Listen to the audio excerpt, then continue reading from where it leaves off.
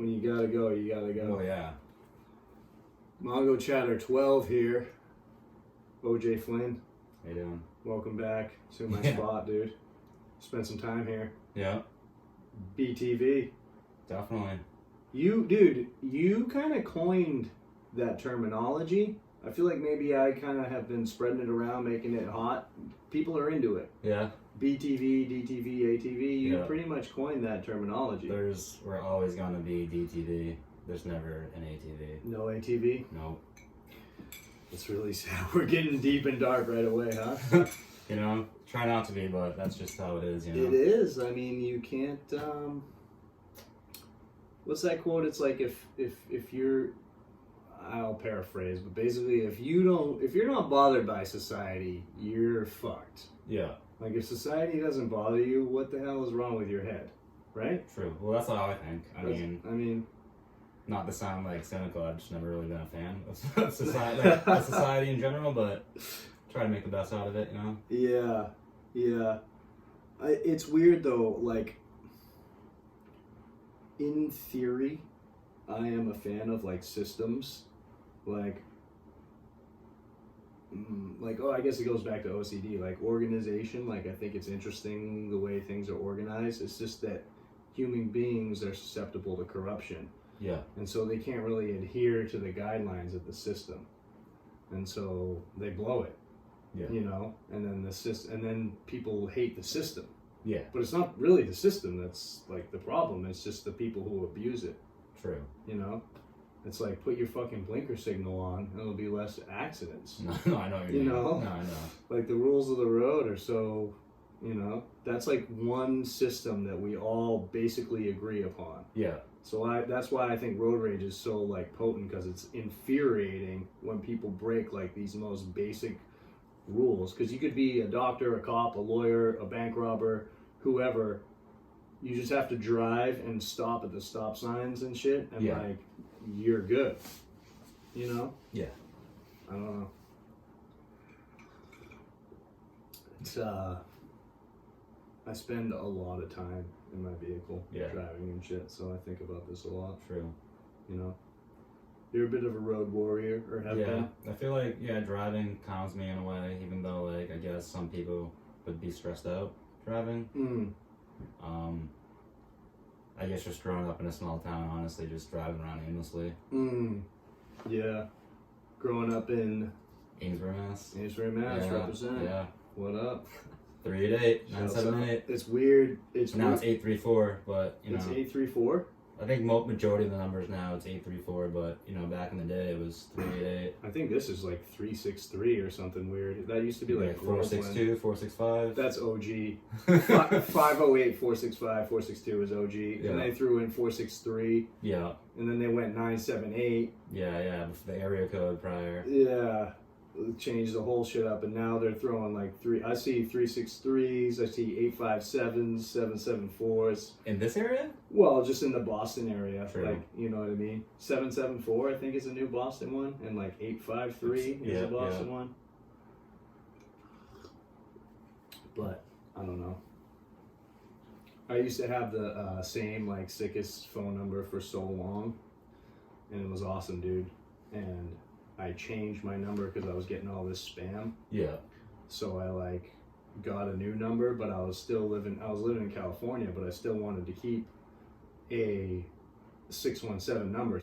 And then like immediately just started getting spam on that number, and then all these calls for this person called Kelly. Yeah. And I still get texts, or like, I guess if that's what will show up. Like it'll say, like if you don't know me, like it'll say like possible call from like Kelly or something. Yeah. Like that's what my phone number now is. Yeah. So. I've had the same number since 2005. But do you get a lot of spam? I do. I've gotten just numerous things saying that like identity theft, and that like if I don't call back that the local police will come and arrest me. But they just, and then you call them back and they say some narc ass shit like something investigation. It's like, dude, if this was like real serious, it would be like the local police actually calling me, or someone from the state, not some random number from Las Vegas, Nevada. I feel like they would sneak up on you if they meant business. Well, They wouldn't yeah, call you well, first. that's what I'm saying. That too, like They'd like wait in the bushes.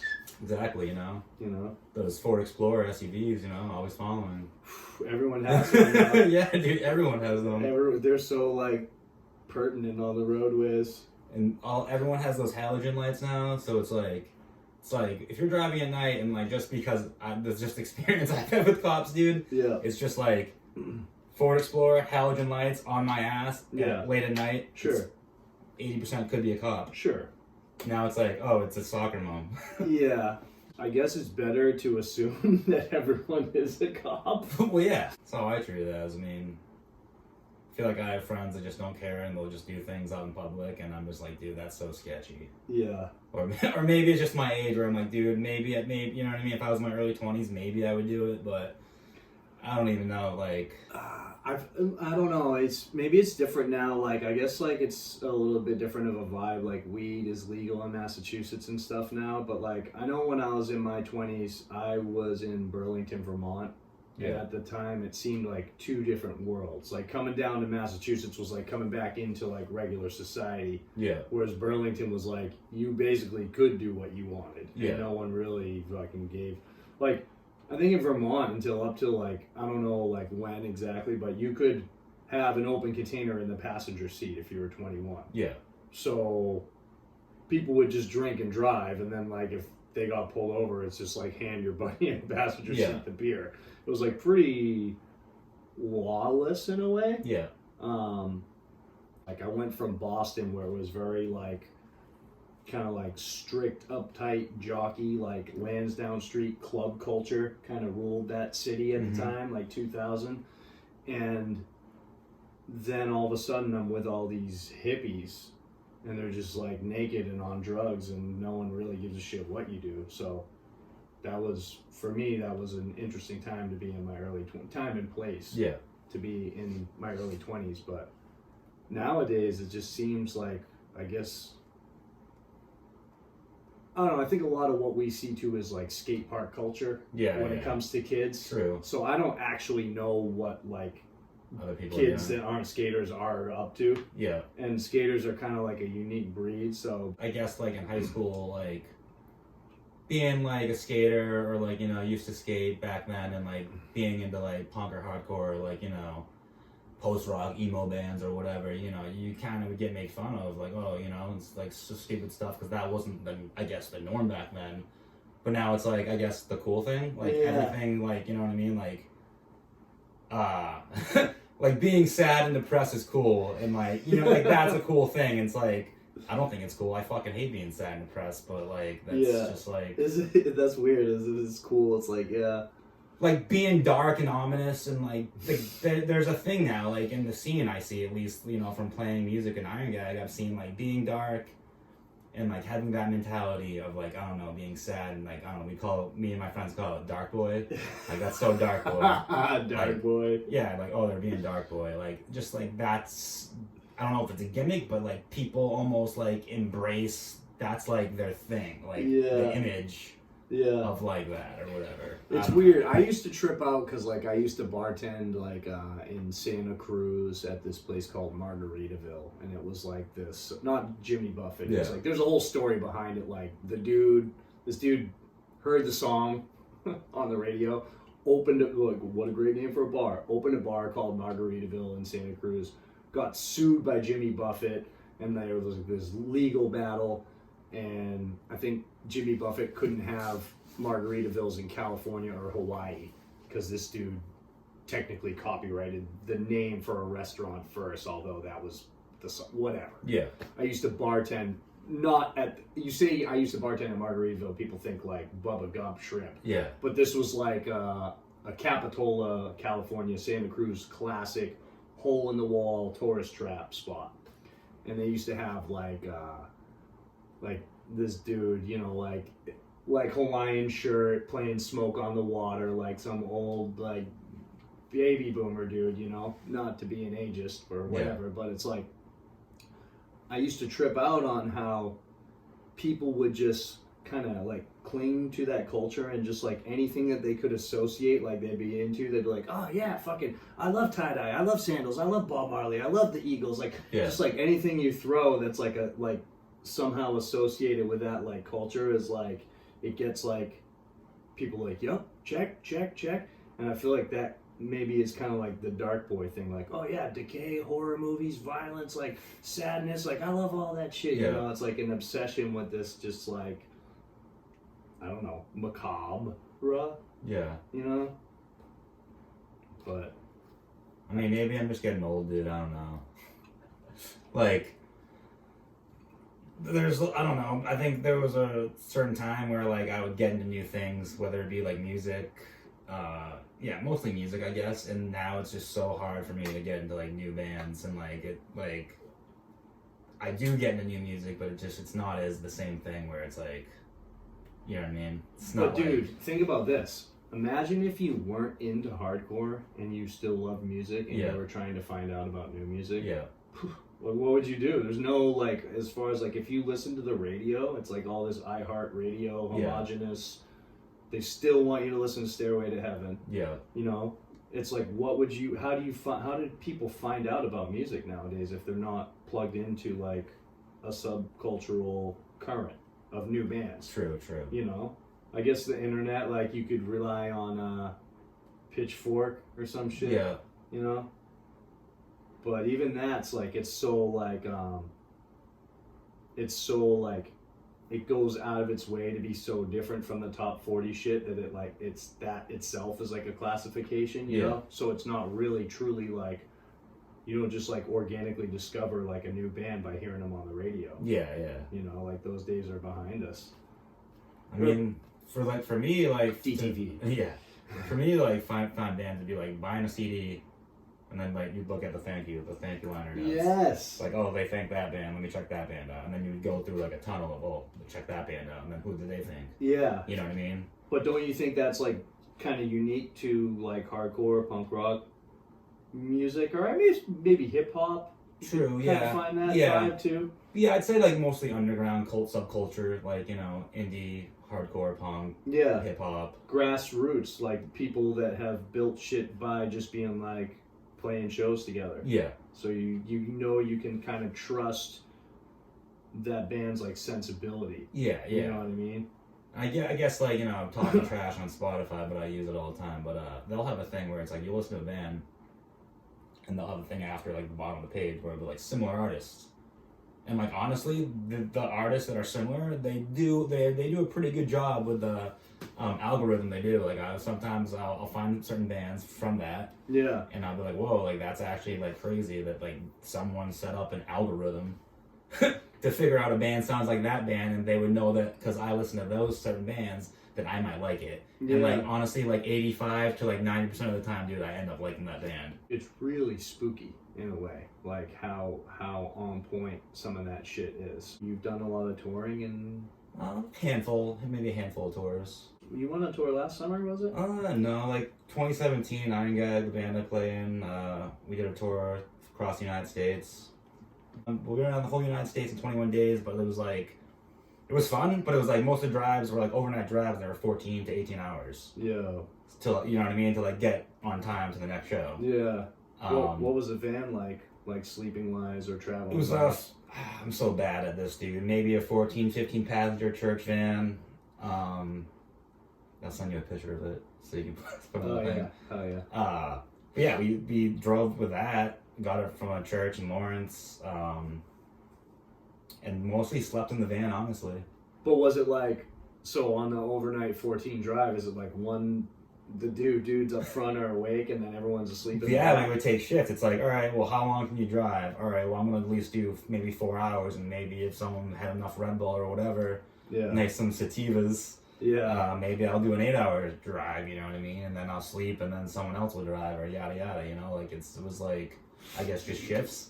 Or it'd be like, it was kind of like, it would go like in a thing, like in order. We'd pick like a number out of a hat because there's 4 of us. Yeah. Like, all right, so tonight you do it, and then tomorrow's that. You know what I mean? That's how we roll. Or if sometimes, you know, someone would like, you know, man up and be like, all right, well, if you're tired, then I'll just drive. Like, whatever. You know what I mean? Yeah. when I was touring and shit, I would really prefer to drive. Yeah. Because I would get so fucking bored. Yeah. And I would just be like, dude, if I could just be up front at the wheel with the weed and the music, I'll go for 9 hours. Yeah, yeah, you guys, I know. just, No, I know you what you're guys saying, party man. on, I do know what what you you're gotta saying. do. Just leave me out of it. I just want to drive, you know. That was how I like to do it. Did you have a hierarchy of drivers in Iron Gate? I'd say so. Yeah. Where are you on the totem pole? I'd say the middle. I mean, I'm not a cocky person at all, but I like to think that I'm a good driver. Mm-hmm. I have been in a bunch of car accidents as a young kid and just in my 20s, you know. Yeah. And that honestly has nothing to do with my driving abilities. That has stuff to do with my ADD and just doing stupid things like not paying attention, like being on my phone or Yeah. you know what I mean, or just the wrong time, wrong place. You know what I mean? Like, Sure. But no, I consider myself a good driver. I feel like I literally go freaking grandmother speed, Mm-hmm. speed limit. You know, I don't know. Yeah. Same. I'm starting to flip it the other way to where I'm starting to feel a sense of machismo and like pride and bravado in how slowly and carefully I drive. Like if I 70 miles per hour on the highway, that's like the normal speed I'll go. Mm-hmm. So if I go like 75, that seems fast to me. Sure. Like, I'll go 75. Yeah. But when I go 75, I feel like I'm going fast. Like when I have to, I'll go 90 or 92 to like get by something. Well, yeah. But I would prefer to be in the right lane in cruise control at like 69. You know? Yeah. I don't know about like in Seattle or Washington, but like in Mass, you can get so many offenses like driving, like accidents and like tickets where like after a certain amount, I forget what it is, but you have to take a class. It's like a safety driving class. I'm familiar with and this. It's like, you know, either you do like 2 4-hour sessions like at night, like at NECO or something. Yeah. Or you do the whole day, 8 hours Saturday morning somewhere. Is that what you did? A bunch of times, dude. And you're only supposed to be able to do that like once or twice, and then you're like literally get your license suspended. Yeah, there's a point system, right? Yeah, Okay. yeah. And like I've done it so many times, dude. And like one of the last times I did it, I was like, I can't believe that they gave me the opportunity to do this, and I haven't lost my license. Knock on wood. Yeah. Dude, I had so much, like, again, the time, it was the end of an era of, like, analog to digital, and then now I guess it's more like digital to cloud in a way. Yeah. So it's like, there was a time where I fucking held 2 licenses, Vermont and Massachusetts. And, like, my theory was... And they were both valid at the same time? Yes. So if I went to a bar or dealt with the cops, like... In Vermont, you get the Mass ID. Okay. And in Massachusetts, you get the Vermont ID, you know? That's smart. And it was like, you know, that's how I ran it, you know? I could have used your restroom. Oh, yeah. Are we allowed to talk about how you are the mastermind behind Narcs Anonymous? If you want, yeah. I mean, I just didn't, I didn't know if it was actually anonymous. Well, it's just funny because for a while, even my sister didn't even know it was me. She was like, who's Narcs Anonymous? They're like skating downtown. So, what do you think, man? Juice? I can call you Juice? Yeah. We're friends. Nah, dude, only my friends call me Jizz. I know, that's what you said to me. Yeah, I was joking around though, honestly. Like, you're a funny fucker, but it's like, I don't know half the time if you're being serious or not, you know what I mean? dude, I'm always usually being sarcastic unless I'm like really pissed off. Like, I feel like with anything. I feel much the same way. Like, I'm usually goofing around, you know? Even when I'm being serious. Yeah. It's like, there's like a lightheartedness to it, you know what I mean? But, I don't know. Everything gets misinterpreted nowadays. Definitely. And everything can be fucking taken out of context, so, you know. It just doesn't hurt every once in a while to be like, yo, can I call you Juice? Go for it. You know? There's only like, I might have said it, but I feel like there's only like a few people that call me that, and that's like people like that I grew up with.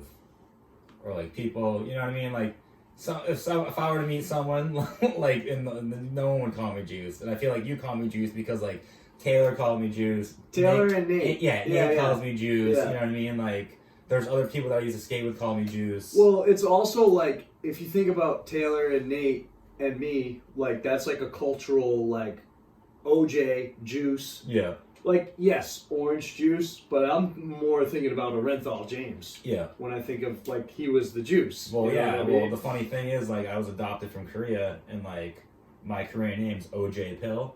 Yeah. OHJAY? OHJAE. Okay. PIL. Okay. But, like, it's backwards there. So it's Pill OJ. Okay.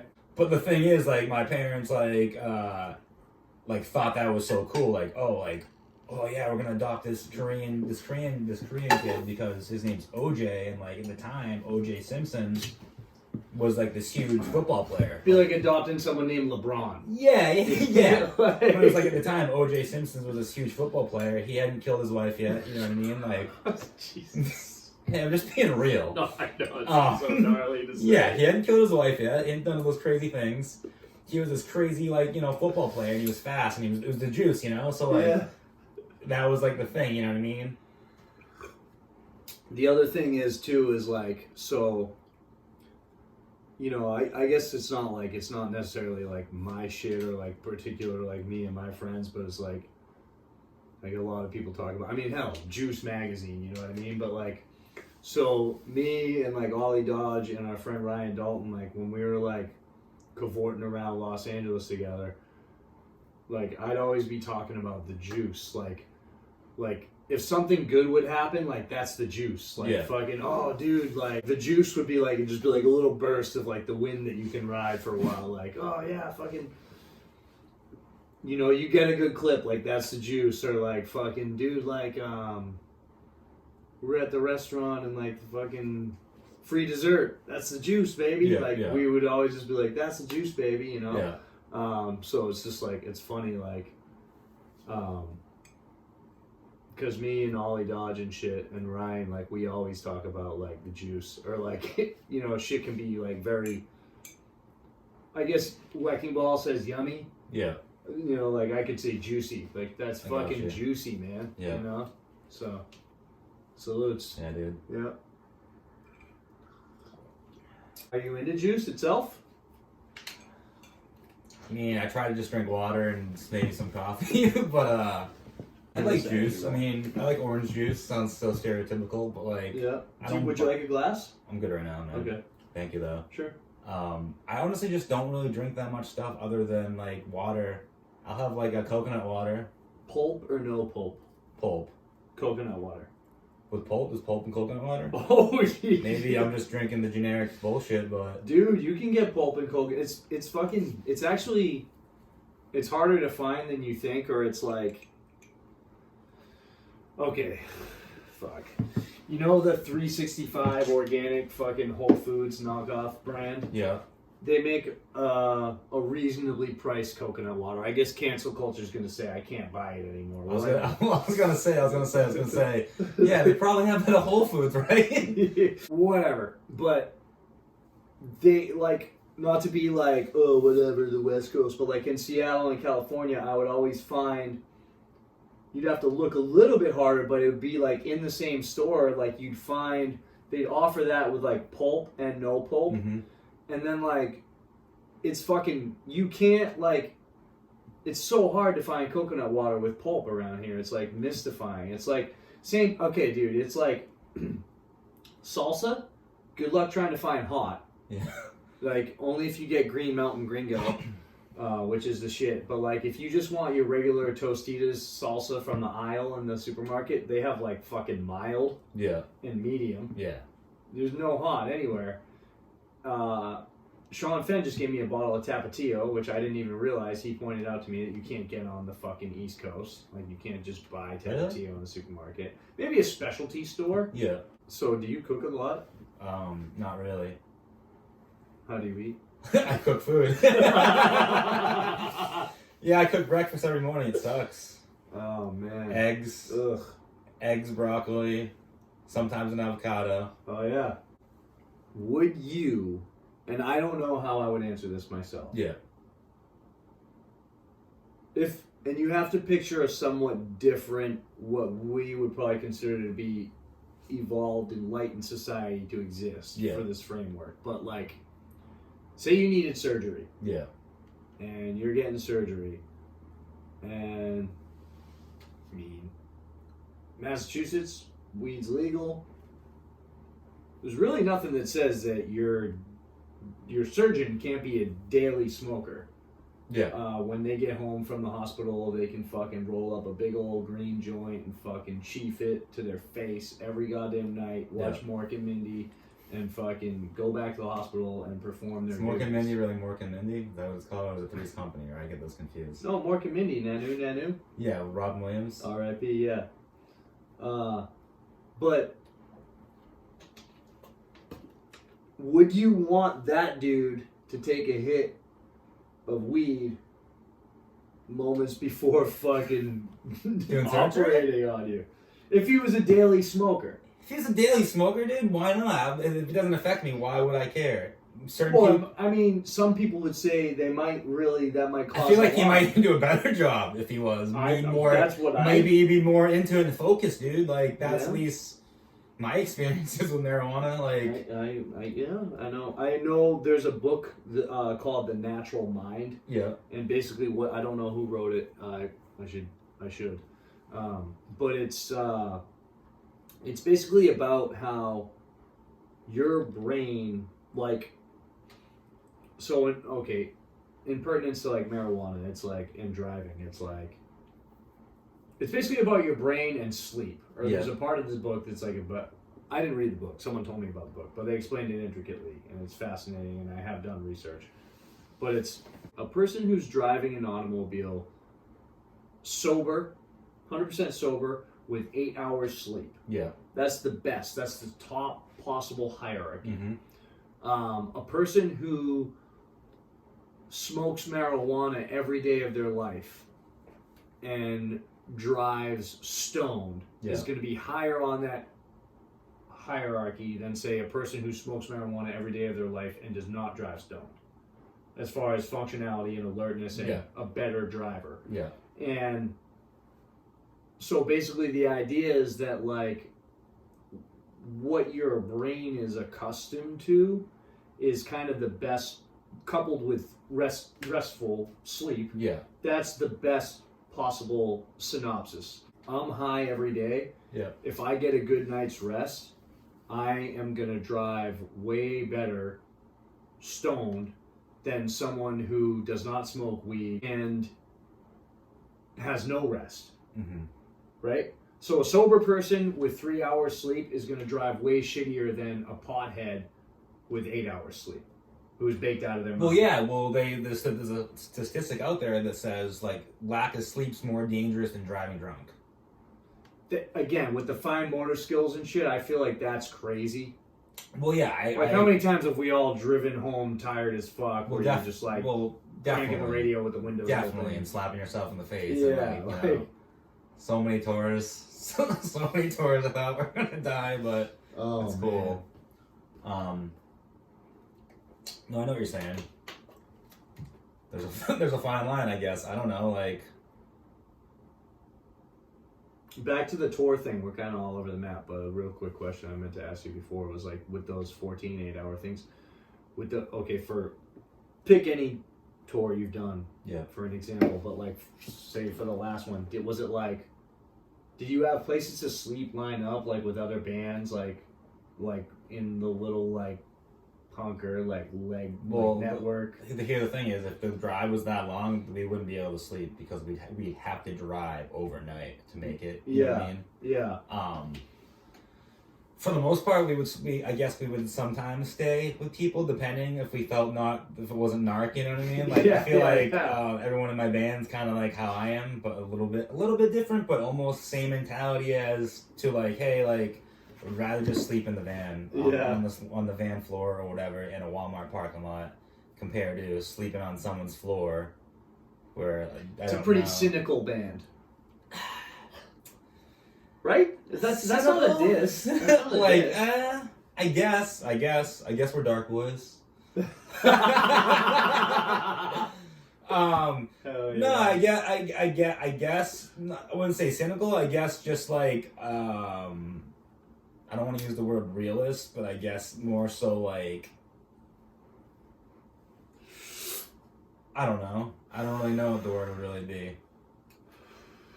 But I look at that ADD, and we're talking about like sleeping. You're talking about setting people up to sleeping. Yeah, no, when it's like, dude, trust me, I'm fucking cynical. Yeah. And like, well, you know what I mean. We like, would just take what we could get when I was touring with my band. Yeah. And be like, but stayed at this place in Denver. Yeah. This punk house. Yeah. And like, people went their different ways as far as how they handled the environment. Yeah. Like maybe someone slept in the van, like for protection of the gear purposes. True. And then it was like a punk house. So there was like this chick who had like every old, I forget what they were watching, like the Twilight Zone. And just like from A to Z. Yeah, yeah. And so like my one buddy just like hunkered down and fucking smoked weed and watched that. And then, like, I was, like, zapped from the show. So, like, you know, I just tried to sleep on the floor in this, like, room. And, like, and then I think, like, a couple other dudes were, like, trying to party with some chicks and, like, in the kitchen drinking and shit. So everyone kind of handled the environment of their house in their own special way, you know? But I remember fucking, like, sleeping, like, whatever, you know, hoodie for a pillow or something, and you're just like, I'm just gonna sleep here for fucking 3 hours. The sun's gonna come up, I'm gonna smoke weed, get coffee, wait for my band to fucking rouse, and we're out. Yeah. So sleep like this. And it's like this punk house, you know, like full on Denver punker house.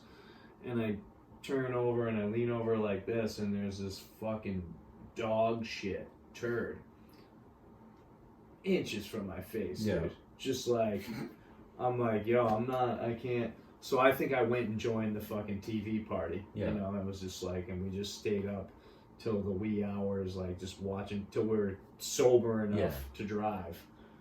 Fortunately, everyone in my band aren't really drinkers. That makes it a lot easier. Yeah, so I feel like that's why we don't stay with people, because everyone wants to party after the show, and like we just honestly maybe want to smoke a bowl and then go to bed. Yeah. Like we're down to hang out, but like we don't want to party and we don't want to, like, you know what I mean? I don't know. Yeah.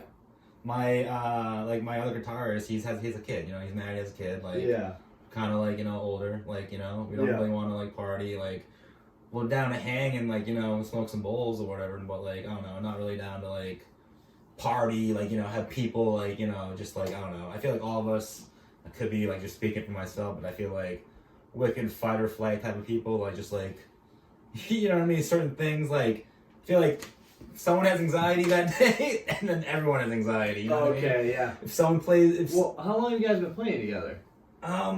My drummer Joe and my bassist Colin, us 6 years, but like the lineup now 5 years. So that's like a family. Yeah, yeah. Like you're in tune with each other's vibrations. Yeah. You know.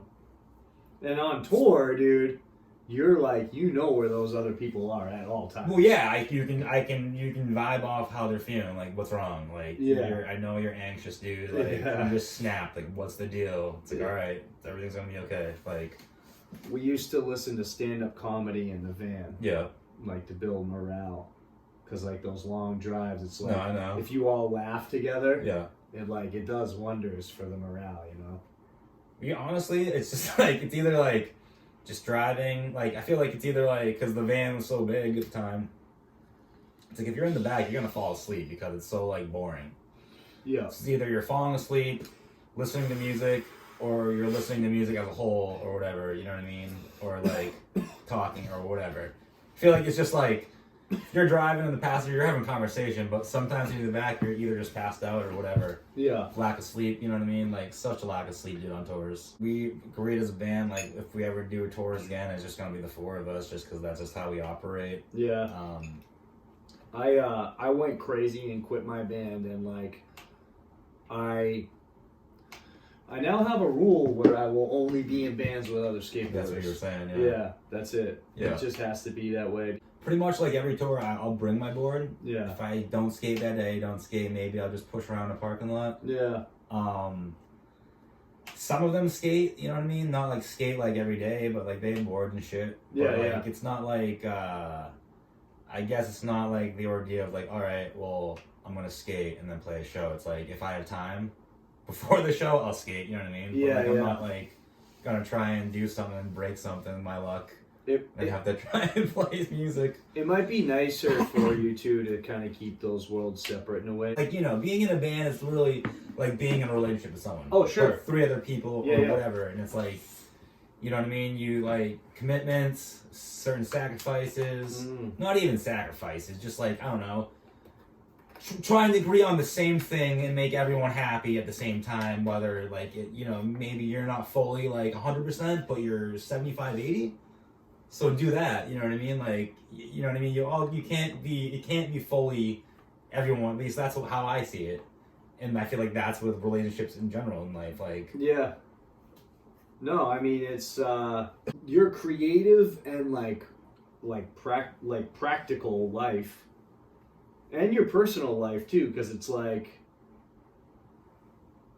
you play in bands with people. It's like they have girlfriends, wives, dogs, kids, boyfriends, whatever. It's like you're getting like all of that. you're getting all of that. Yeah. So it is like a relationship Yeah. like that. You're sure, like the person plays drums, but it's like you're also gonna like listen to them fucking bitch about their job, you know what I mean? Yeah. And shit like that, which is fine. Yeah. But yeah, no, it really is. It's like relationship driven, you know. Thank you for You're the welcome. banana bread. You're welcome. It's from Maine. Yeah. Hell yeah. The way life should be. Out of all the touring that you've done, Yeah. where's your favorite place that you've been? Like specific, like town, place, or just like, you know, state. Yeah, I don't know. There's so many ways you could chop it up, like places you played, or geographically, or just like the vibe. But yeah, I'd say that. Like overall, like your favorite spot that you visited, be it like a city or a town, or like, what's the best zip code you've been to? I feel like there's a handful. Give me- What's some highlights? I'd say Atlanta, Georgia. Got some friends from there. Shout outs to Malevich. No, I'd say Atlanta. Yep, that's them. Hell yeah. Atlanta, Georgia. Like Chicago area. Got some friends there too. Dude, you're not shouting them out? West Coast. West Coast was cool. Like Pacific Northwest. Like. Yeah. I don't know, man. I like. You know, when you show up to a show, you can tell if it's going to be a good show or not good show. Really? Just like the vibes. The vibes of like, I don't know, the venue, like, I don't know, like just the whole like atmosphere. But like, aren't you sometimes either pleasantly surprised and or totally wrong? Yeah, well, yeah, definitely. That's tour, dude. Yeah. You know, one night you make $300 and you're like, think you're on top of the world. Yeah. And then the next night you make 15. Yeah. You know what I mean? Someone buys two cassette tapes that you made yourself, and yeah. I guess if like in my eyes right now, if we were to like book a tour realistically, I'd somehow would wanna go to Atlanta, but somehow go to Chicago, so it'd be like a down, upward, or like a that way. You could go upstate New York, down into Chicagoland, and down through Pennsylvania, West Virginia. Yeah, also the Carolinas. Like, I feel like the South, at least in the scene that we're in, we've had good shows down there. You know? Yeah. I like the South. There's lots of dope shit in Florida. Yeah. Team Pain, skate parks, the ocean, babes, the weather, the smell, the way shit smells in Florida. It's like very like primordial. It's like just, I don't know. I like Florida, but it's fucking crazy. Yeah. But it gets a bad rap, and but maybe I like Florida because when I go there, I fucking visit my parents and I like stay on their like fucking gated community and then go out into Florida. Essentially, I sleep on the pull-out couch. No, fucking, you know, it's a wild zone to be sure, but it's a real fun place. Yeah, And I've only had a few experiences in Florida. The first one I hated. At the time I had wicked bad asthma, and there was a tropical storm. This was 2008. Tropical storm Faye. You're like laughing at me because I do that. Because the years. Because dude, I don't know. I just have this thing where like if I reference something, I know the year. Like it's like tattooed to my brain. This is a weird question, but I think it'll make sense to ask you. When I think about years, yeah, I'm not huge into shoes. I don't think I'm as into shoes as you are. Yeah. But I think about footwear. Yeah. Like if you say 2008, I think Osiris. Yeah, that doesn't happen to me for some reason. But do you know what I mean? I know what you're saying though. Like if you're like 1994, I'm like Etnies. Like straight up. For Etnies. Shoes? Like shoes in general? Like kind of like what I was like skating at the time. Yeah. You know, it's just like But the years, that's the instant thing that comes. Yeah, it's kind of like a flash in my mind. It'll be like, or not necessarily shoes, but almost like skate fashion, like the way like shit was. Like I'll think like 2005. I'll think like Corey Duffel in like a Motorhead shirt, like fucking going down the handrail, like all skinny jeans, you know, with like some fucking big ass shoes, you know. I don't know. It's weird. I always do like music references. Okay, that makes sense too. Yeah. Or maybe a movie. Movies I'm not as in tune with when they're released as like music and skate shit. True. Skate shit I just intrinsically know. Yeah. It's like you could show me footage and I could usually guess by the fashion. Yeah. You know. Not to flex. I know what you're saying though. Yeah. But nowadays I feel like everyone's like dressing like the 90s. True. Whether it be no, I'm serious. Whether it be like baggier pants. Dude. Or whether it be like the old shoes, like the S shoes, like they're doing some remakes. Like S did a Minikmati, like they did like a Minikmati like thing where it's like they're like reamping or rebooting a bunch of those type of shoes. And one of my friends that like used to skate, well he still skates, but not really, hit me up and was like, "Yo, what's up with these shoes? They look like the Costume 2 ripoffs." Dude! And I was like, dude, they're like Minikmati like esque, like I guess like homage to that era. My buddy saw my XLs the other day and he was like, "Are those some costumes, dude?" He's like, "What's up?" He was all, and kind of same thing, like my buddy Brad, yeah, like had a couple tricks in Continental Crust. He was like super hyped on the XLs. He thought Scary they were Brad? costumes. Yeah, Scary Brad. I don't even know him. I just know his Instagram handle. Yeah. That's the cool thing now. I'm not even gonna talk to people with their full name. I'm just gonna call people by their Instagram handle. Yeah, it's just easier that way. Although it makes me think I should get a new Instagram handle though. What, Shop Deck Collision Crew? That's a weird I could use the bathroom again. My prostate. Hit it up. Talk about my prostate. That'll be the next topic. I have prostate problems. Well, you sent me some video I really do, of though. your pee stream. Mm-hmm. It's kind of like, not to be a dick, it's like, gave me the willies, dude. It's nauseating. Yeah, dude. Just because I had to go through all this footage and it was like a clip that existed, so it was like... What's this clip? Yeah, I had to watch it. And well, there wasn't, like, you couldn't see my penis or anything. No, but no, I know. It wasn't like about like fucking, it wasn't like a penis thing, like, oh, I don't want to see. It was more like an like pain, like, oh. Well, it doesn't hurt when I pee, it just is there's problems. You're like TMI. I get squeamish. Granted, it's like I drink a lot of water, stay hydrated. You know, I drink maybe a few cups of coffee a day.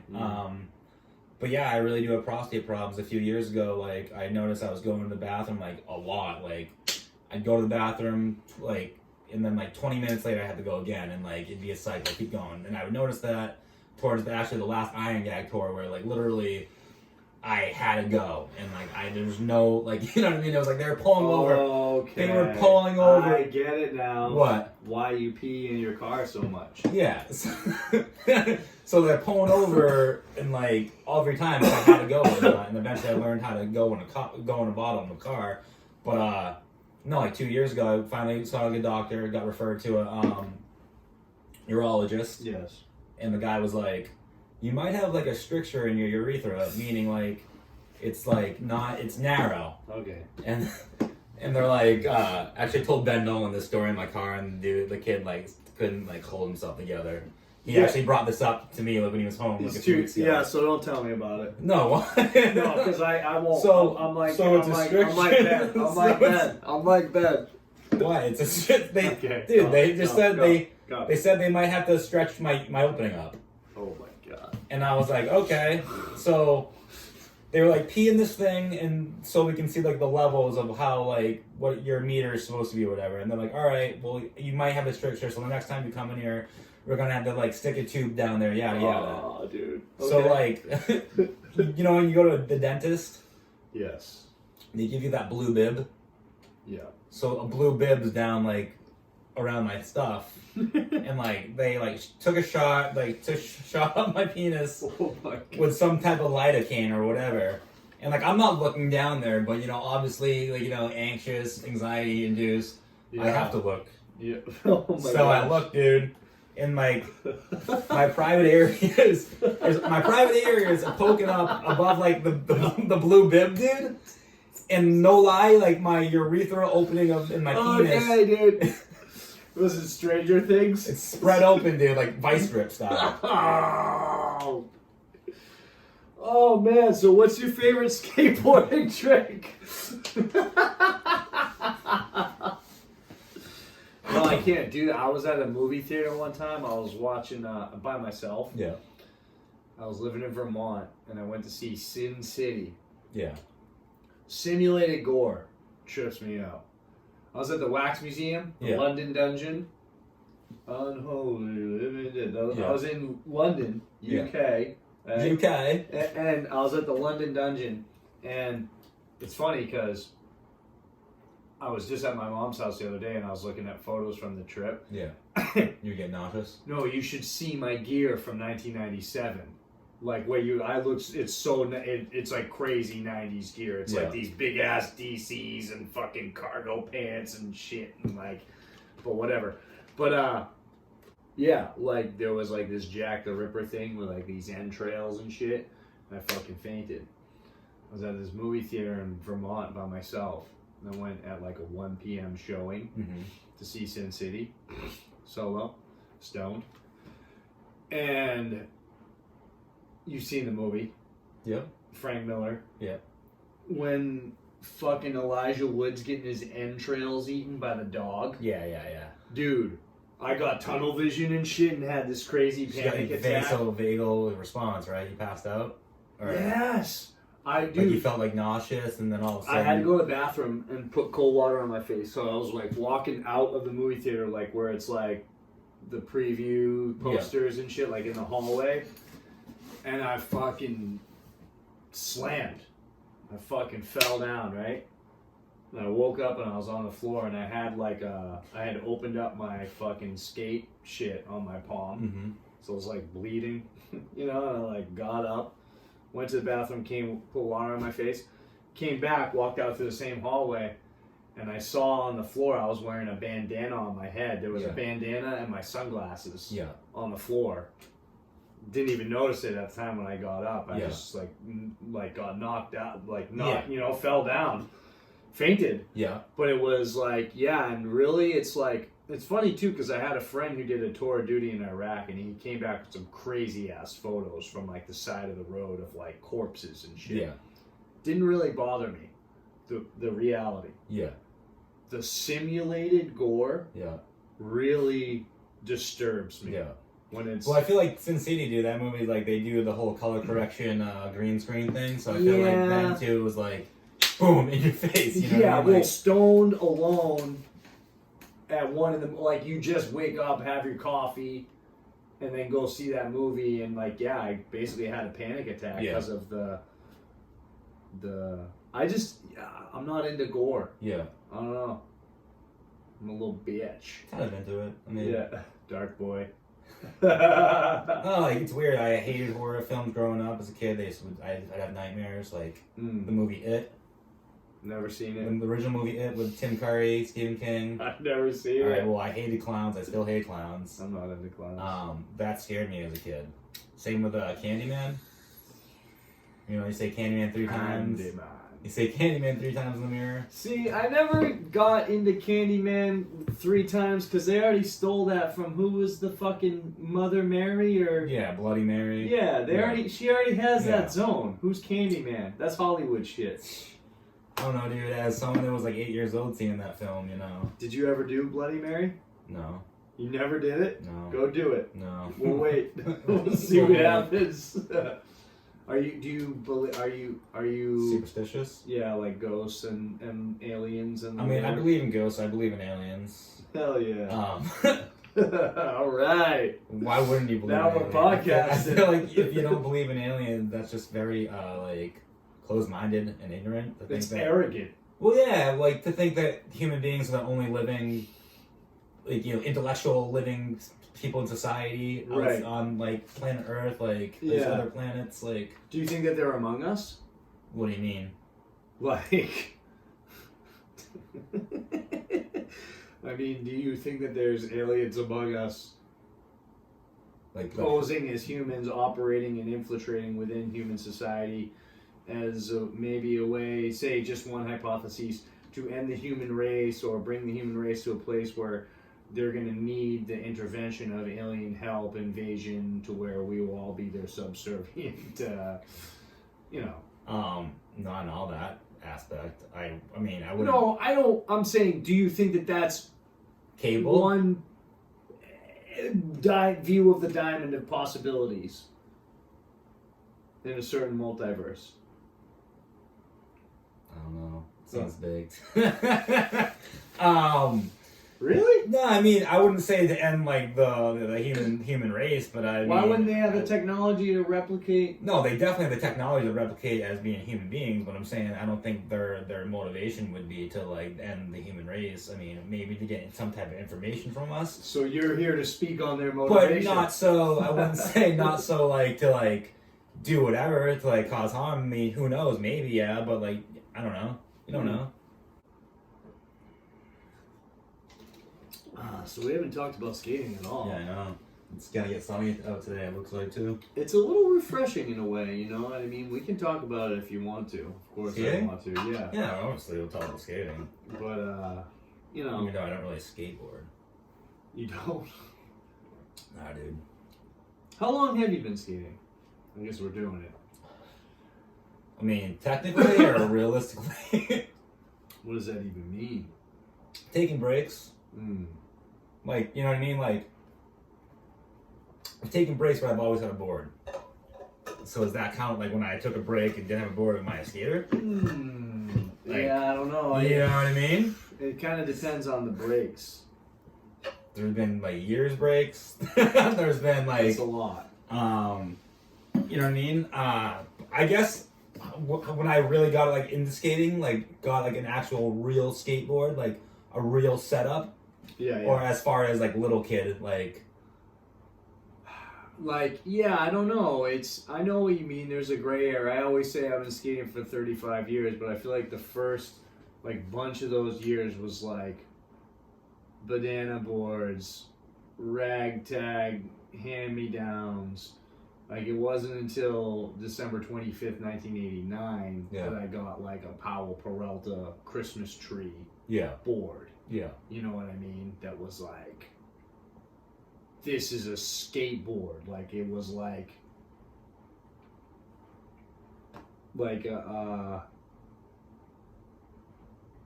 I don't know. Well, how do you say it? It's like going from like a fucking beat up Civic to like a brand new like fucking Ferrari. Mm-hmm. You know what I mean? It was just like a different and that to me I guess kind of feels like the beginning too, but I kind of always go back to the beginning of like childhood, 6 years old. Yeah, like the first like roll. Yeah, yeah. And then you're like, you roll, and then you're like, oh, I want to do that. So now you have a skateboard. Yeah. And it's funny because a friend, I had a 5th birthday party in my backyard with ice cream and cake and shit, duck goose, and a friend brought me from KB Toy Stores a blue plastic banana board as a gift.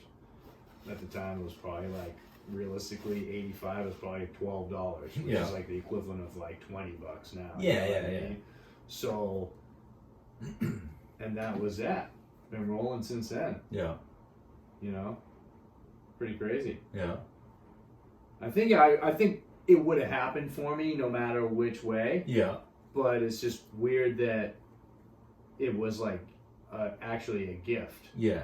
That was given to me. True. You know. So where do you find, like, in what sense, like, where do you find your beginnings, like, from that kind of like, when did you start rolling like that? Like, where you just got sparked and you're like, oh, I'm gonna get a skateboard, even if it was a toy board. Ninja Turtles? Ninja Turtles board? Well, not having Ninja Turtles board, I'm saying, like, that's, like... Oh, yeah. That sparked my interest, was, like, oh, the Ninja Turtles skateboard, I want a skateboard, but, like... So I'd say, like, I don't know, age maybe 5 or 6, I had, like, a Turbo 2. Is Raphael your favorite, or is it you have all of them? I don't have Leonardo, because I'm not a leader. You don't have Leonardo? Yeah. On purpose? Yeah, dude. But I want to get him. Wow, no, I got... You should, dude. You got Raphael, Donatello, and Michelangelo.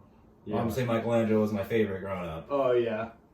Yeah, I don't know, he was a party dude, even though I'm not really a party dude, just, like, he was cool, you know? Like, sure. He was, you know, like, would say cool things, like tubular, and, like, I don't know. He was the youngest one, just seemed cool, you know? You know what's weird, though? I feel exactly the same way. And it's, like, the obvious choice. But I definitely had, I'm thinking of 2 friends. I had a friend who was into Leonardo. Yeah. And, like, that's just his personality. And another friend who was into Donatello. Yeah. And that's just his personality. True. You know? I don't think there was too many, like, jaded-ass, cynical, young, like, little kids that were like, Raphael is... But maybe. True. Maybe some little punk little kids fucking really love Raphael. I feel like I can be a little Raphael, but... Raphael's definitely my favorite now. Without a question. He's fucking the voice of reason. Yeah. You know what I mean? I'm kind of bummed in the movie that they made the first him one, a different kind of asshole. Yeah, but he tries to go on his own world and, like, save everything, you know But what he's I mean? too tough. He's too... I liked him in the cartoons when he was snarky. Okay. Yeah. And intelligent and like a fucking Weisenheimer. You know? But then in the movies, they kind of made him this dumb jock who was like, tortured, you know? No, well, because they were in New York, right? Yeah, but I don't know. Brooklyn. No. Yeah. Anyways, you liked the Ninja Turtles and you started skating. Yeah. I had like a Turbo 2. Okay. Yeah. I don't know. I feel like as a kid, when you get hurt on something, you have a memory of that, and then you just don't do it. So, like, I had a skateboard, like, I don't know, maybe age 5 or 6, and, like, you know, I was on it with my stomach paddling. My friend was pulling me on his bike, and, like, whatever, I fell off, scraped up my face, and, like, that was that. Oh, yeah. You know what I mean? Yep. It's funny, I don't talk to that friend anymore, because, like, it just, you know, different people or whatever, and doesn't, I don't know. He's really young, but anyways, his mother works at my primary care place. So whenever I go in there, she's like, "Yeah, I remember the skateboarding." Like I went there, she had a skateboarding accident. She's like, "I remember when you got hurt on the skateboard." It's just like funny, you know what I mean? Like, yeah, I'm like 35, we'll be 35 this year, and like still getting hurt on a skateboard. Yeah. But yeah, I feel like my real skateboard was probably the end of 5th grade, early 6th grade. Like people were getting into skateboarding, I guess. What year, Juice? What year? Let's I see. need a year! 96, 97. Oh, damn! Welcome to hell. Right? Yeah, dude. Oh, damn.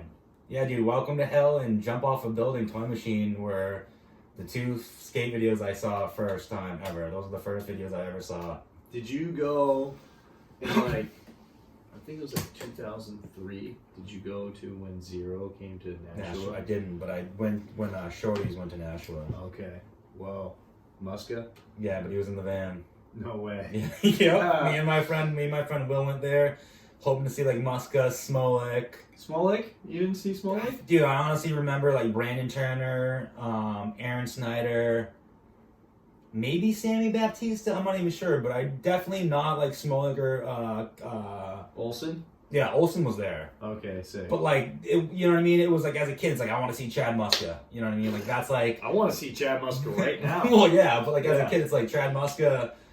I feel like I don't know. That's like the for me at least growing up, that was kind of like the Michael Jordan of skating, in a way. At least the era that I grew up in. Yeah, you know what I mean? 96, dude. Yeah. Especially, I mean, dude, that's the height of Muska feet. Yeah. 96, right? Wow. I'm like jealous in a way. Like I wish I started skating in 96. I was 16. Yeah. So I was like, what was I into? I was really into Toy Machine. Yeah. Toy Machine. And then like some new shit was popping up that it was like, so funny because before Instagram, there wasn't as much shit to consume. Yeah. So it was like, I remember like when the A-Team came around. Yeah. And we were always really into Maple. And then the A-Team happened. Yeah. And it was like, they had like, I think it was like Rodney Mullen, Mark Johnson, I forget who the Gershon Mosley? Gershon, and there was one other people, but there was 4 boards, and you put them together, and they made like a graphic. Yeah, I think I remember that. And like me and like two, like we each got like a different one and shit. It was like A-Team Fever Hit. Yeah. And Rodney Mullen Fever Hit, and it was like, I guess I was into that, but I don't know. It must have. For me in '89, my shit was Ban This. Yeah. So that's kind of like my whole lexicon for skating now. Yeah. Ban This and Shackle Me Not are kind of like the 2 videos that that's what I thought skating was. So yeah. I guess I'd be jealous in a way to have Welcome to Hell as my lexicon. Yeah. You know? Yeah, I feel like when it was like Tom Yetto, like No, I love Ban This and Shackle Me Not. Yeah. I'm not. I love where I'm at with my skating. Yeah. But I'm just saying that's a really magical time. Sorry, go ahead. I feel like Tom Yetto, distribution when it was like Foundation, Zero, Toy Machine. Yes. I feel like that's what me and my friends were into, and then obviously after Chad Muska was off Toy Machine, and like Shorties came. Yeah. I feel like it was like, all right, well obviously you're gonna like follow this thing too. See, which was like a totally different vibe than like, Toy Machine and Zero and Foundation compared to Shorties. So I was 16, so I was not in. I was like, I mean, it was cool, but I didn't really catch Muska fever like that because I was like, man, I liked Muska when he was skating with Alyssa Steamer and shit. Yeah. You know what I mean? It was like I didn't really go. I mean, he was always the Muska. Yeah, yeah. But like, it just hit in a different way when he got on Shorties. It was like you said, like a Michael Jordan thing. I think the fact that little kids were into it turned me off to it as a fucking cynical, jaded teenage skateboarder. That makes sense. You know what I mean? Yeah. And I've always had an inkling towards like Hesh over Fresh as far as skating goes. You know, but I like both. No, I do too. I mean, I'm a fan of like seriously everything now. Yeah. I do have pet peeves about certain shit. You Yeah. know what I mean? Like, there's certain shit that there's certain shit I think everyone feels this way is like, no matter how sick it is, it will still be whack to you. True. You know what I mean? Can you relate with that? Do we want to spill guts? What's that? Pushing Mongo? Mongochatter. No, Pushing Mongos, I was at the Quincy skate park the other day. Yeah. And, this dude kind of like hit me up and was like asking me to give his son some pointers. Mm-hmm. And I was doing so, and homie was pushing Mongo, and his dad was kind of like riding him to do it right. And he was even like, if the kid wanted to kind of go off and do Mongo, he was like, all right. Like the dad was down for the kid to eat shit, basically. He was like, if you want to fucking not follow, like I was saying, get low. Yeah. And he was like, if you want to not follow the pointers and eat shit, like go, he was down for his son to learn in that way. Yeah.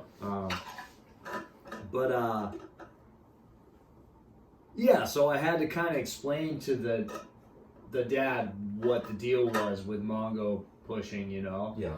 And then the kid was like, it's so hard to fucking Push regular? Well, to learn to to move your, like when you're No, I know. instilled I with got something manga. For you. Yeah, keep going. Yeah, no, that's basically it. The long and short of it was like I saw this kid's brain trying to work through not shifting his feet like that. Yeah. You know what I mean? And what he would do was he would push, and then when he would try to, like, he didn't put his back foot behind him, he did like is it in surfing, like a daffy? He did like a walk the other way and Jenkins, what is it? He put his shit like that. It's Jenkins' birthday today. Is it? Happy birthday, Josh Jenkins. Yeah, that's what I fucking recently had to go on Facebook because I'm trying to find a See that? Facebook. Yeah. So I know it's his birthday, but the kid fucking did this little daffy walk. Yeah. And just kept eating shit because his brain just told his feet to shuffle that way. Yeah. Do you know what I mean? From Chamongo. Yeah. Well, dude, I skated Mongo for like when I got my first real skateboard. Well, probably when I was a little kid too, but you never know. You know, when you're like 6 or 7 or whatever, you don't know what your stance is or if you're goofy, regular, or Mongo, or you know what I mean. Like you don't know that. But when I got my like real skateboard in like 6th grade, age 12. 1997, I pushed Mongo up until when I broke my leg. So when you came back, I started pushing regular because I felt like I broke my leg because I pushed Mongo. Do you know who Bill Danforth is? No. You don't? Oh man, I thought you knew everything about skateboarding. No, I don't. He was a pro from the 80s who pushed Mongo. Yeah. And he he competed in like a lot of contests, but like a lot of prominent contests like this is some real skate nerd shit. I might be incorrect about this. Definitely like a lot of the Midwest shit, but I think he was at like the famous Savannah Slamma, like with Gons and Grosso and all that shit. But he notoriously punk as fuck, rode for skates out of BC, bald, pushing Mongo hella fast, and just like, or sometimes he'd be wearing like fucking tight ass jeans and be like on some crazy punk wall with this. Bill Danforth was just always highly influential to me. Like he was just in this sea of like Hossois and Gators. He was just this raw as fuck, and I didn't know what punk was when I was watching him in 1987, whatever, but just working class, like fucking juicy, you know what I mean? He had the juice, and he pushed Mongo. Yeah. So, no, but like I pushed Mongo and I just sorry. Go on. No, I pushed Mongo. I got shit for it. There was only like maybe 2 other friends I had that pushed Mongo. But yeah, I was like bombing a hill, 110 going down to Cumbies. Me and my friend Will stayed up very late at night to get Hostess apple pies, you know, the 2-packs. It was We're like gonna heat him up? No, we were just gonna go down there. Like that was the thing. We got had a bunch of change, and we were gonna go down there like 6 in the morning to get them because whatever. So we were going down like, I mean, 110 is not really a hill, but there's a hill that like crosses over. If you're going up 110. Oh, toward Cumberland Farms? Yeah. Like from cemetery. Like Handyman's and shit? Yes. That's like, you're probably good clip. Yeah, but like we're coming down from like the hospital, so there's a fork in the road, but it's still hill too. Yeah. You know what I'm talking about? Yeah. Yeah. So I think it might be the only. I don't know. I think it might be the only purple road left in Amesbury. I know what you mean, purple. Yeah. So purple roads ride pretty good though. So smooth. Like they'll slow you down in a bit if you're bombing the hill because Yeah. they're that granulated shit, but they're kind of smooth. Yeah. But was it? I feel like it's pretty gnashed up now in 2020. Yeah. It wasn't. It was sinkholes, potholes. Cracks, classic New England. You know what I mean? The classic chintz, crusty. Yeah. So it's like bombing this hill, dude, and like I get death wobble, and I'm pushing Mongo. So like my feet, I guess, is like this, right? Yeah. So I'm dragging my foot like that. So instead of man. having my front foot where you're supposed to have all your weight and then drag your back foot, Yeah. that's how I would do it now. Yeah. I was doing the opposite. So you were leaning back? Well, Like water skiing. Well, I'm like this, dude. I'm like this, kind of. It's kind of almost nannying. Yeah. But you know what I mean? I'm whatever. I'm like 13, 14. Yeah. So obviously the board shoots out. And the board shoots out. I get it now. Yeah, it's up. Yeah. So I land on my leg. My leg's bent like that and I sit on it. And it's freaking as a kid, I'm 13, 14, the bones popped out. And it's crooked, but I'm like, it's sprained. So I broke my leg, 3 plate. I had to get 3 plate, 6 screws. Still have them in there. And then when I eventually got back on the board, I pushed a regular. But after that, not that I was skating, I was just, not that I was doing tricks back then, really. But I feel like that when I broke it, it was a turn off of me trying anything new because I was that traumatic. 3 plate, 6 screws. Yeah. You know what I mean? Okay. All right. Just traumatizing. So when did you come back? Fully come back? I don't know. Because that was and that was end of 8th grade. Okay. So that was year 2000. Yes. That was 20 years ago. Crazy. So throughout high school, I skated. But I would just skate around with my friends. I'd watch them skate. I'd skate. I'd go to the park. But not Mongo. Not Mongo. I'd push regular. Okay. But it was learning that, dude. I focused all my energy. That's what we were talking about. How that's why I'm so ADD and why am I bringing this back up? So, well, dude, I don't know if you've noticed, but I kind of bounce around. It's all good. So I focused all my energy on trying to learn how to push regular, where I couldn't learn anything else. Okay. Because that was so hard to do compared to pushing Mongo, where all my other friends were learning kick flips, heel flips, 50-50 on ledges, 5-0s, 180s. Yeah. And I'm just trying to learn how to push. I believe that a good trainee skater, and what that translates to me is just a good rider. Yeah. Someone who can ride a skateboard, be it bomb a hill, or skate to the liquor store, or skate through Midtown Manhattan traffic, or whatever. Yeah.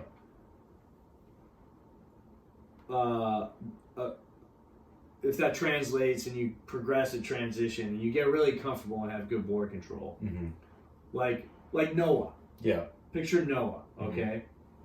I feel like someone like Noah, who's a trainee dog, if he had an afternoon and the setup that he wanted, and the right tightness of trucks and conditions, shoes and shit, could learn any tech flat ground trick in the book. Yeah. Whereas someone who's a sick-ass ledge skater, who has all these flat ground tricks and shit, if you put them in a bowl, good fucking luck. Yeah. You know what I mean? You're not gonna learn how to skate fucking pools in an afternoon. Yeah. You know what I mean? And so, not trying to talk shit, but I'm just saying it's I think that there's so much to learning how to push and learning how to ride as your roots. Yeah. And actually dealing with the terrain that's presented in front of you, and let the tricks build on that. True. You know what I mean? That's my philosophy. Yeah. I don't know. So, good for you. Yeah, I don't know. I feel too, on the breaks of skating, that I had, even the friends that would still skate, I'd go to the city with them in Boston at night and skate, through Boston, miles on miles, just pushing and pushing. And do you think that was influential to your skating now? I don't know, man. All I do really is just frontside slappies. Yeah. You have to push to get to it and shit. The only thing I guess I really could ever do would be ollie on a curb. Yeah. Ollie on a sidewalk. Back in the day. Yeah. And still today pretty much. And so I guess when I really got back into skating would be when they built the slappy spine at Amesbury. Oh, okay. Which 2016 fall maybe. But I saw it, but I didn't start skating it till maybe 2018, and even then I couldn't even skate it. Man. Still really can't skate it, but I can. Yeah. You can skate it, dude. I'm just connecting the dots because I talked to Sam last week and he was saying it's like looking at the stars at night. Yeah. It's like one thing, you can see it, and then you step back and you see it, and it's like, oh shit, it's actually all connected. Okay. Like Sam helped Tom and those guys build that curb spine, whatever. Okay, so they built the far wall, like that Tom talked about in his Mongochatter with the fucking the corner ball. Yeah, the corner bowl. Yeah. They got the Jersey barriers and they built it from there. Yeah. And then, this is just my impression. So that thing existed. And then there was like the other thing on the other end with the fucking curb by the fence. Yeah.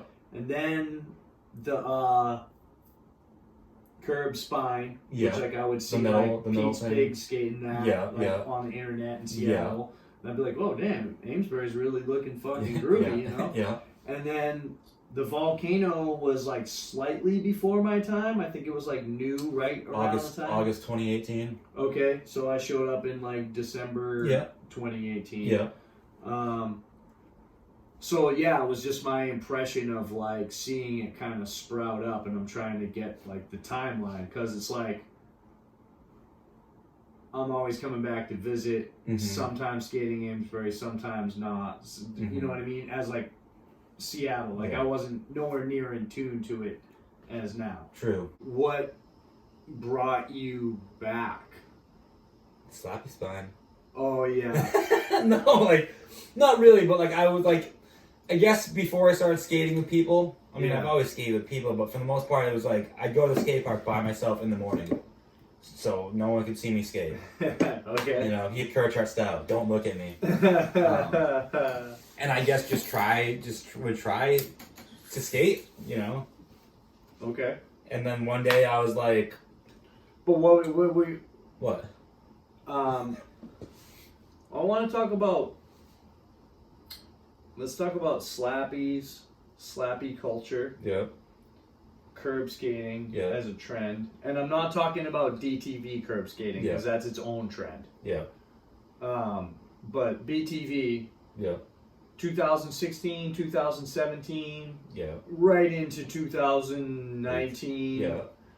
I feel like curb skating was like the shit. Yeah. It got a real resurgence in like, all right, whatever. Let's just say you're like known for slappies like in the scene around here. I guess. And so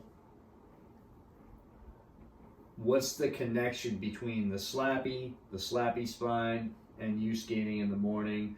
And the uprise of fucking curb skating. What's up with it? Like, what brought me into curb skating? Do you feel like that was like the perfect storm of shit, where it was just like curb skating became like you found a lane in a way? Like how did you learn slappies? Let's start there. I can't do flip tricks. That ledge is 10 inches. That's way too high. A curve's maybe 6-7 inches. Maybe I could slappy that. I don't know. I would see videos online and like I would always want to learn that and be like, maybe backside. I can do backside. And like I ate shit doing just a backside like 5-0 pivot thing on the green spine thing near the fence. Green spine. Well, it's not green anymore. It's blue. It's blue now. Fence. Like the little whoop-de-doos? The parking block spine near the fence of the park. Ingles DIY? No, we were just talking about it, dude. Not the slappy spine, but the OG. Yeah, the OG. Fence. Yeah, so I ate shit like backside my shins. What do we call that? Bank to curb defense? Yes, we'll call that bank to curb defense. So I tried to do just like a regular backside like 5-0 thing, pivot, but like ate shit, hit my knees. And I was like, I'm not gonna do backside. So then like there was one curb at the skate park. I was like, maybe I can try to frontside that, and just couldn't. It was just kind of like, you know, I guess wall riding it, if that. It's the one red curb that no one cares about anymore, but it was before it was painted. Yeah, I remember that curb. And I was like, I couldn't do that or whatever, and I eventually gave up. Was that from your setup though? That you said it felt like a wall ride? Because like I've had like wheels that are too big or Well, these wheels were small. Okay. And like, I don't know if it was true, but Taylor Spinney was like, it's because your wheels are small, dude. You need bigger wheels. I'm like, all right. Know nothing about skate setup, whatever. Yeah. Riding a popsicle. I don't like riding popsicles now. Yeah. I don't know if that had anything to do with it. It's but not like, exactly a slappy board. Yeah, but Popsicle. I guess it's all personal preference. But But in a way, it's like there's more because like for me, my experience with those red curbs or like the ones that go up like that, it's like if your wheel's too big, you almost miss it. You don't get into the meat of the curb. Yeah. And you kind of like surf it, but you don't really fucking chomp it. If that makes sense. Mm-hmm. Sorry. It's all good. I forgot what I was saying. Talking about wall learning riding. this, you Popsicle. found that the front side, you like ate shit on backside, so then you were like, oh, front side. Yeah, and then like, so I'm just trying to like go to how I learned slappies, or I guess, or whatever. So like, I couldn't do that, gave up. That slappy spine there was like, you know, it's kind of a bank of curb where it's like, you could kind of maybe learn slappies on that, but it's not like the same thing, you know, but like, I guess. That thing? Yes, the classic thing. Yeah. So I eventually learned like front slashes on that. On the outside or the inside? Inside first. You're like, both. No, inside first, and then the outside. And then like one day I was like, maybe I can get on top of it rather than just slash it. So I got on top of it. And then like one day I was with Paul, I was like, maybe I could like get on top and like transfer over it. And then did that, and then like, so like I got accustomed to that, and that's all I could do. And eventually, once in a while, I would try a front side slap on a curb. Still wouldn't be able to do it, looking sketchy. And then Salisbury Skate Park. Before you enter the actual park, there's like this island. Yeah. And there's parking blocks. Yeah. And there was one that me and Frank waxed up really nice. And I was like, I'm just gonna try like front side slappies on this, because like if I eat shit, there's grass there. Yeah. On the backside. So and mentally I was like, all right, well, I'll try it, because if I eat shit, I'll eat shit in the grass. I know it sounds wicked, like sissy or whatever, but like it's like, I'm gonna keep trying. Sounds honest. I'm gonna keep trying, because it's all mental, dude. Because like, I feel like slappies are scary because like if you do it wrong, you're gonna eat shit. You know what I mean? Well, what I've like learned, I guess learning them super late in my like skate career or whatever is like, I'm having, you know, in like 2012 or something, I ate shit and kind of fucked up my collarbone. Yeah. I've had neck and shoulder and back issues since. I've always had issues with my right knee, so this whole side is kind of jacked, and I found that like learning front side slappies, it really kind of fucked, like how many times you pulled a groin, or you know what I mean, from times. Getting jacked on a fucking front side slappy. So you can't, it's not like you're gonna eat shit like you're skating vert or something, but you can kind of fuck up. I feel like I've always fallen on my hip, my shoulder. You know what I mean? Yeah. And like I just have a bad tendency to either put my hands down or like put my whatever, you know, just whatever, and just eat shit regardless. That's just my style. But yeah, so I basically learned it on that, and then like wasn't like they weren't proper. Like I get on there and get off. Like they weren't like, you know, sliding. I was just happy I was getting on top of a curb. Sure. You know what I mean? And then it was it was January 2019, January 1st. Went to the skate park, and I got the courage to try it up on the actual red curb. Oh, really? Yeah. No, dude, yeah, dude. Because, dude, the first time... It's only been a year, dude. The first time I saw you, you were doing slappies. Yeah, when was that? You want to know? Was it frontside slappy, or was it a board slide? It was December... Well, actually, no. I saw you like a bunch before that, actually, and you were... Well, late December, that's when I learned You were doing slappies when I was around, dude. I got back on December 19th. Yeah. Me and Ollie Dodge got back on December 19th. Yeah. And I was at the skate park almost immediately. Probably on the 20th. Yeah. And I think you were there like narc style, like we were skating, like not talking to each other, but both skating. And I'm pretty sure you were skating the red curb, doing slappies. Not frontside slappies, dude. Because dude, it was I can tell you. Then there was like a big jam, and it was like Taylor Spinney was there. Yeah, that was like March. And he had the skateboarding ruin my life that shirts. was March 2019. No, dude. Dude, Me and Tim Coolidge rolled up at the same time. Dude, I got the timestamp, dude, on my phone, dude. Me and Tim Coolidge rolled up at the same time. Yeah. And Taylor Spinney gave us both T-shirts, and he goes, "Merry Christmas." Yeah. And it was like December 23rd or 24th, and there was all these heads there. Everyone was home for Christmas. Everyone was skating. Might have been a different shirt because that shirt I didn't get till like March something. Because I remember he legit, dude, like He maybe reprinted it. Came to the skate park and gave him to a bunch of people he didn't even know either. Dude, I gotta get Tim Coolidge to corroborate this because we fucking rolled up at the same time, Yeah. and it was like Christmas vacation. Yeah. And it was like, dude, it was like the 24th on the 18th. Yeah. And it was like Taylor had a box of shirts. Skateboarding ruined my life. It was that shirt, the consolidated Yeah, one. I know the shirt. Yeah. I know the shirt you're talking about, but He gave me that shirt, and I was like, "Do you have an extra large, dude?" Yeah. And he was like, "Nah." But here you go. It was a medium. All right. And now I still have it, and it's mega small, but I'm gonna make it into a toughie. It's my time to eat my banana, but I already ate it. Oh, sick. Yeah, weird like that. Food prep. No, but I mean, you are the master. It of was the autistic master of the years. I could be wrong, but I'm telling you, January 1st, 2019, when I did a slappy on the red curve and I properly came off the edge, I remember that. Oh, we're arguing about that? I thought we were arguing about what shirt, what holiday. No, maybe you did get the shirt there, but I didn't get the shirt till March. Oh. Well, that's... You know? I mean... But I'm just telling you for a fact I didn't learn frontside slappies really until January 1st, 2019. No.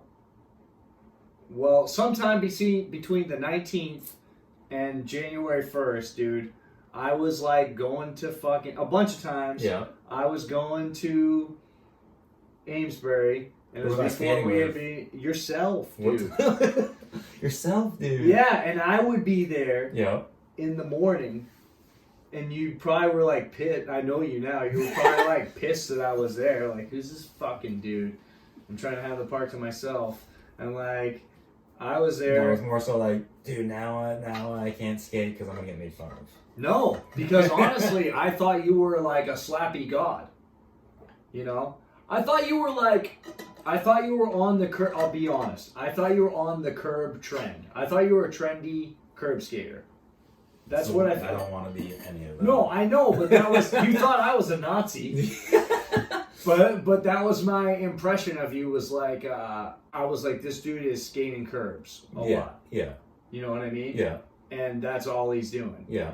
And curbs so hot right now. Yeah. But I wasn't hating on that. I wasn't like, hey, I wasn't resentful. I was just like, skating comes in waves, and like this is a crop of the new wave. Is like True. Because I was coming from Seattle, dude. True. Where fucking curb skating was on fire. Yeah. And I had Collision Curb Club, and it was kind of like tongue in cheek, like. Yeah. You know what I mean? Like, oh, we're a curb club. Like, we love skating curbs, obviously. And to me, I was just like, I've always been like, curbs are the first thing that I skated because I grew up in Newburyport and there was nothing else to skate. And that doesn't mean curb skating in like a lacquered California red fucking... Shin's granite, like crusty. Yeah. Just like... You get a fucking shitty candle from the store and wax some fucking gross, like, bubbly granite fucking thing, and like the curb by Paul's house. Yeah, I was gonna say Paul's Paradise. He's got that. Yeah, dude. Exactly that dude. curb. Yeah. But that's another thing. Like, all my friends would go to the skate park, and like, granted, I'd maybe not go there because I'd get made fun of, but What? I would have rather gone to... Are you talking 2019? No, I'm talking about like years ago. Okay. I'm talking about 2000. Because I was like, in that regard, honestly, and it's like, I know I've been around and shit, and it's like, I'm not like, I don't care, like, at the end of the day, like, I just do my thing. Like, that's the way that I skate. I don't really care. But I was somewhat intimidated by you, because you were just like... I'm a quiet person. You didn't say hi. I'm a quiet person. I have wicked bad anxiety. Like, and I had seen you like in Taylor's clips, and I was Yeah. just like, all right, you know. Yeah. Where it was like, you know, and that's on me too, because when I first came back here, I was going through a lot, yeah, and I just was not very outgoing. yeah. You know, I had some whatever. I didn't talk to you, but you were doing slappies before January 1st. I just wanted to say, but I think what we arrived at was that you were maybe doing them, but other people would say they were doing them, like they would count, but they weren't. You didn't feel like they were like the one. What was the one that you did on January 1st? Like A proper one, dude, off the edge.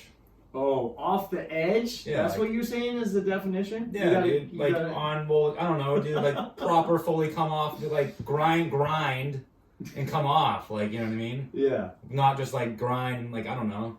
Because before I was just going on, like getting on there, and then just like falling off. You know what I mean? Like, I don't know. That's To me, what- I'm just like, to me, that's just, I guess, what in my eyes, you know what I mean? Like, I don't know. Even like when I skate them now, even though I can't even skate them, when I skate them and I go off the edge and say like, I go off the edge, but like my board will tap the edge, I won't consider that proper. It's not a, you know what I mean? It's just like there's certain things No, yeah. that Like, dude, I was doing the backside ones like Scoopy yeah, for a long time. Didn't even really realize it. Yeah. Like my skating wasn't like self-aware enough to understand. Like I just didn't realize how much about the front truck it was. You Yeah. know? Once you figure out it's about the front truck, it's like you only want to do them in a certain way true. using the front truck. True. You know what I mean? Like there's nothing satisfying than doing it. Like if you do an ugly slappy somehow, it's Yeah. just like it's kind of hard to do in a Yeah. way. But like, not that satisfying. No, I know what you're saying. You know what I mean? I'm not saying there's a proper way to do slappies, but I just feel like, at least for me, I know when it feels like lame and not feels lame, you know what I mean? Like, Yeah, I don't yeah. know. Or maybe I'm just bummed out that I can't do half the things I could do a year ago, you know? Like, that's just, A year ago now? yeah. What do you mean? Like, Like, dude, if we went to the park right now and I tried a front slide slide with a board slide, wouldn't be able to do that. yeah, right. Wouldn't be able to do that, We're dude. doing it. Nope. Not breaking my fingers. Slappy to board slide, front slap to board slide. Yeah. So you got to kind of lap over the curb. Yeah. Can't just Or slappy 180 out, like, that scares me now. I mean, There's a lot of things, dude. It's all mental. It's all mental. everything is scary if you get down to it. Well, yeah. You know. Waking up scary. No, I meant in skating. I meant everyday life. Yeah, life is scary. Modern life is warfare. Oh, yeah. So let's talk about some of this artwork you got going. How did that? That's kind of It's new. yeah, it's new. It's happened in the Last year. Well, it's July now, so it's been about a year. Did you? All right, talk me through it. Was it like one day you were just like, "Yo, I'm gonna paint," or what? Did you dabble? I got a in- concussion Oh yeah, from skating. yeah. So I got a concussion. I literally for a month felt like shit, dude. Mm-hmm. And so I would just doodle. Just like, I can't watch TV. Everything I go on my phone or whatever, like I just get like a weird, nauseating feeling. So I was like, I'm just gonna doodle. I'm just gonna just draw stuff and like. Had you always been a doodler, or what? Kind of. What made the spark to doodle at that moment? Well, being down? this is where I'm going. This is where I'm going with it. So, back in 2013, this zine called Steve's Magazine. They're like, I'm pretty sure. Beverly? Yep. So they had this event, and they had a mini ramp, and then all this like art thing. There was this whole like, I guess, zine release show for them. Okay. And a lot of like, a lot of local artists were there, like, spray painting, doing some cool stuff, and they gave away free skate decks, but you could get a free skate deck as long as you painted it. So like, me and my friend Will went there, and like, he's an artist, he did some crazy stuff. I just did like just basically a doodle, like a normal doodle that I would do nowadays on the skateboard. So you had to paint it on site? Yeah. Okay. Like, you can bring this deck home as long as you paint it. So there was paint markers, acrylic paint, whatever, Sharpies. So basically, I don't know, just drew stuff on it, whether it be like people with like bloodshot eyes, Ninja Turtles, stupid stuff like that. So when I was in my room, just like with the concussion, doodling, I literally just was just looking in my room and just like, just like subconsciously just looking at that. I was like, oh, I like how I did like that person's eyes. And I because it's on the wall? It's just like in the corner. It's not on the wall. It's just like in the corner with my skate decks. But I saw it. I'm like, oh, I like how I did the eyes. And then like, I don't know. There was like this flyer show poster at this Converge Pig Destroyer show me and Taylor went to, and there's this an eyeball too, like on that thing. And I'm like, oh, I like that eyes too. And I don't know why. I was like, eyes. So everything I was doodling, I was kind of like concentrating on eyes, and I guess that's the thing. I just was like, I'm gonna draw faces with eyes. Yeah. And it was just doodles. And then like one day I was like, maybe I'll try watercolor, maybe add that into it. Oh, okay. Did that like that. A friend of mine who lives in Spain, she is an artist, and she likes, as a gift, knew that I was like, grieving for Taylor's loss. I was like, oh, I'm gonna send him like a starter acrylic paint set in the mail. So she sent me that in the mail, and like, I don't know, I started doing that with that a little bit, like painting on canvases, and like, I don't know, I guess since November of last year, I've been painting on canvases, and it's just been therapeutic for me. Like, I don't know, lately it's been kind of hard to do, but like for the most part, it's been very therapeutic, and it's been definitely another outlet for me to do besides like, skateboarding and music. It's definitely a thing. Do you think, like the physical aspect of it is therapeutic as well as like, as far as like the canvas, and like, isn't there kind of like a physical component as far as like senses wise, or like just I guess like the sensation maybe is like like the canvas itself, it's like on this wooden frame, and the medium of canvas is like a little bit more coarse than say like watercolors on like a piece of paper. Yes, I feel like, still it's like it's laborious. Yes, like I still feel like I'm learning about that. Like there's definitely like, I feel like, watercolor on paper is definitely different than like acrylic paint on canvas, but I feel like I'm always learning. Like whenever I paint, dude, I'm always messing up and trying to fix something. So everything that I do, I'm never like, I know certain people like, they have an aesthetic where they have a plan. Like, all right, I'm going to use this color, that color, and that color.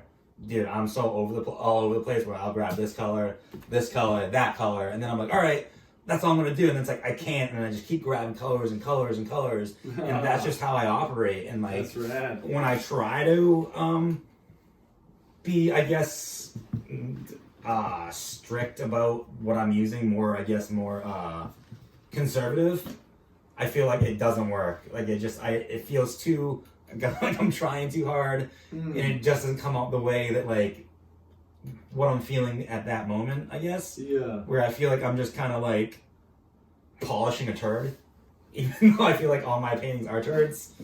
But like I feel like, I don't know, I really feel like if I'm like, I have a plan, like set plan, it's too planned out. It's not the whole thing. I feel like why I like painting so much, or why it's so therapeutic, is that every day, dude, there's so many thoughts and things going through my brain. So when I'm painting, it's just kind of like I'm doing that, but like showing something that's coming out of those thoughts rather than, having them in my head.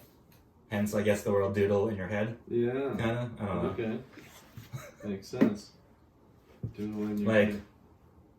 I feel like all these racing thoughts, dude, are just like doodles, scribbles, like in my head, just like everything. Like even having this conversation today, like there's so much stuff going in my brain, like sure, just like scribbling, like doodles, dude, like I mean, that's kind of the way I look at it, is like, it's like for example, like with this shit, like these like Mongochatters, like I think about the ones that I've done, and it's like, oh, I wish I could go back and re-ask this person that, or like you think of whatever, but it's like at the same time, it's like, it's kind of just like a sketch of like that kind of like moment in time, and they're edited and chopped up and stuff, but it's like it's from that kernel of like it was that.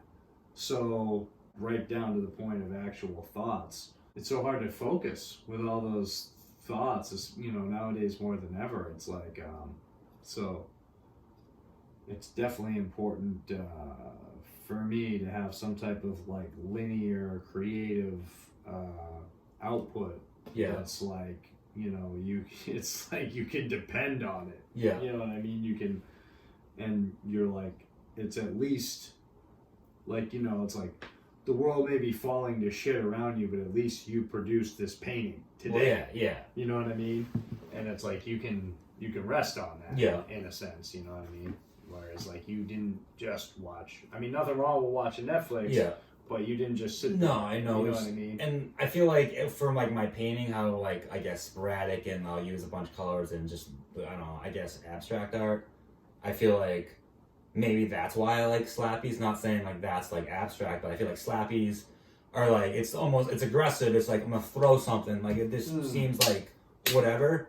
So I feel like I'm more attracted to things that's like chaotic, like chaos, I guess. Yeah. Hence why I guess I really like punk and hardcore music. I like, you know, like that type of stuff calms me down more than non like scenarios that are more calm. I guess calm scenarios, I guess, make me more uptight than a scenario that I guess would not be. I know that sounds weird. Maybe it's just like growing up in a weird, I don't know. No, I like dude, when I moved to New York City, well, at first, because I went there from Burlington, Vermont. Yeah. And that was a great culture shock. And I was living in a loft, like underneath these people were always like fucking all around me. It was like a pretty grimy neighborhood. Mm-hmm. So, to begin with, I had a lot of anxiety. But when I got in my New York groove, as they say, I remember feeling serene, like I was in the eye of the storm. Like the chaos around me of New York City, the pulse of the city, it felt good to me. Like I could, for the first time in my life, almost think clearly, because there was so much chaos, like, to kind of cut through in a way. You can't be distracted by all this superfluous, these crazy thoughts and bullshit on the sidelines, because just to go get a carton of milk is like a fucking mission. Yeah. You know what I mean? So you gotta like almost like robot out just to survive, you know? And I found that soothing, you know what I mean? So I don't think that's strange at all, you know? But I guess people that like know me for a long time, I guess people that like, I guess see what I'm into, like not to go fully into it. I have like anxiety disorder and bipolar too. Like growing up, like obviously like my family wasn't aware until I was diagnosed that I had like, you know, mental disorder issues. But like growing up with people that I've been around and stuff, it's like it almost like the art that I do and like the skating that I skate and like what I do for music, it like makes sense. Because like totally how my brain, I guess, like just I don't know, dude, like it like I just feel like there's always chaos in my brain, whether it be peaceful chaos or like non-peaceful chaos, if that makes sense. Like it just I mean, dude, maybe it's a personality thing, and it's also kind of like a cultural thing and kind of like a generational thing, like as far as skating goes. But I don't really see how people don't see skating as chaos. Yeah. You know, like the very kind of staunch, athletic, routine-driven, like street league fucking ledge skater, like acrobat over and over again. Even there's chaos in that. Yeah. And whereas like, you know, like almost like what you're saying, like slapping a curb, like smattering paint. It's like when we were kids, we used to talk about it because it was like pre-internet and pre all this labeling of different shit, but we always called it soul skating. Yeah. It's just an indefinable thing. It's soul skating. It's like from the soul. It's like, that's it. There's no other, and it sounds so corny because it's like everyone wants to replicate that, but it's like it's skating from the soul. Yeah. And it's just like, it's imperfect, dude. It's definitely imperfect. Yeah. You know, but it's so pure at the same time. Yeah. If that makes sense. It's like that's kind of zen, you know. It's like it's imperfect but it's pure at the same time. But it's like that's kind of like no slappy, no matter how many times you've ever done them. I mean, I guess there's slappy masters. Yeah. But it's like no slappy's really the same. Definitely. You know? No, exactly. Like when we were at the fucking middle school the other day, dude, we sucked. Yeah.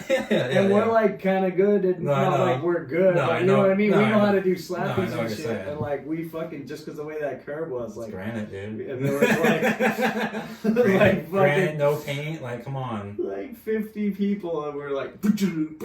I just, like I said before, I think slap is the angle, dude. And everyone else is ollieing into them and riding away like superstars. Right. And we're like fucking just.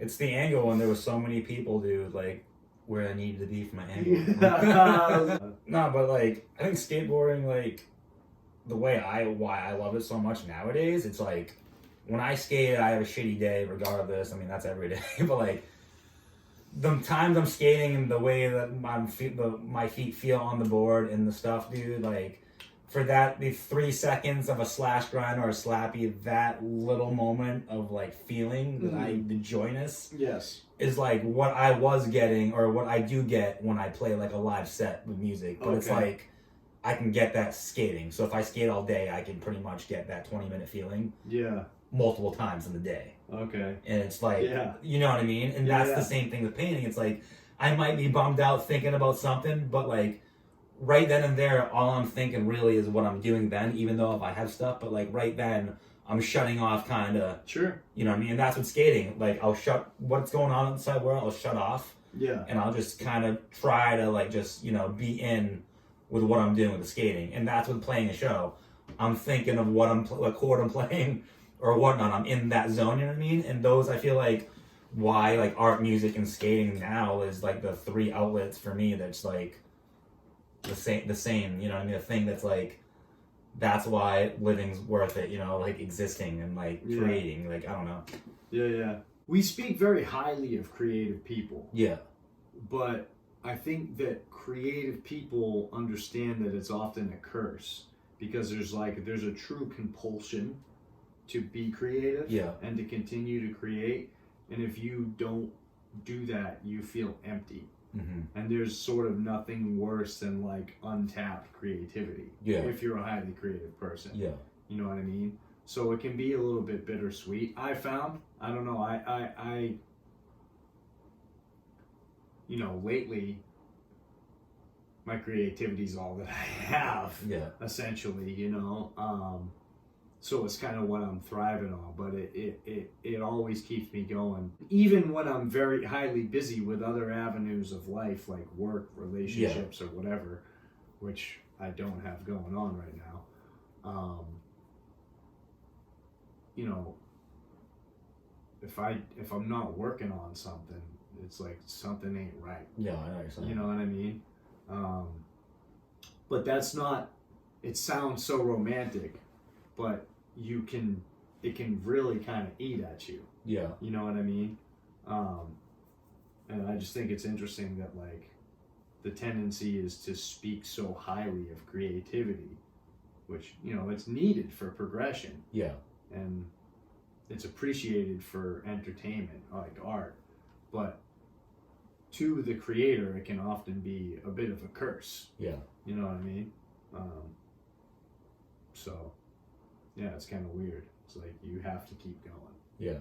You know, no matter how much like, I don't know. I'll be like thinking my shit's lame, and it's like, no, I just have to keep going. Yeah. I'll just do it better. It's like kind of skating's like that. True. You know, like although you start to wonder. You know, if you should really just enjoy skateboarding and kind of stop focus so much on progressing. Well, yeah, that's like, I had that like thought the other day in my mind. It's like bummed out the other day, like just in general skating. It's like, you know, like I was talking earlier, like I can't do the things I could do a year ago. It's like, who cares? Like, yeah, that's that. Yeah, I could. I'm just scared or whatever. But it's like at the same time, it's like, dude, you're like 35, still pushing.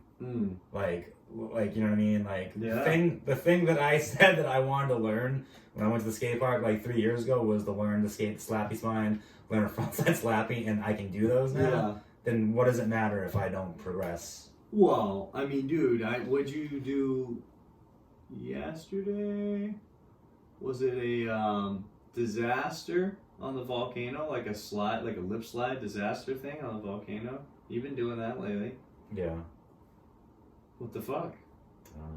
It's not new though. I did that like a year ago. That's scary. Yeah, well, it's just like anything on that volcano. True, that thing's weird. I love it though. Yeah. I just feel like it's like the mindset that day.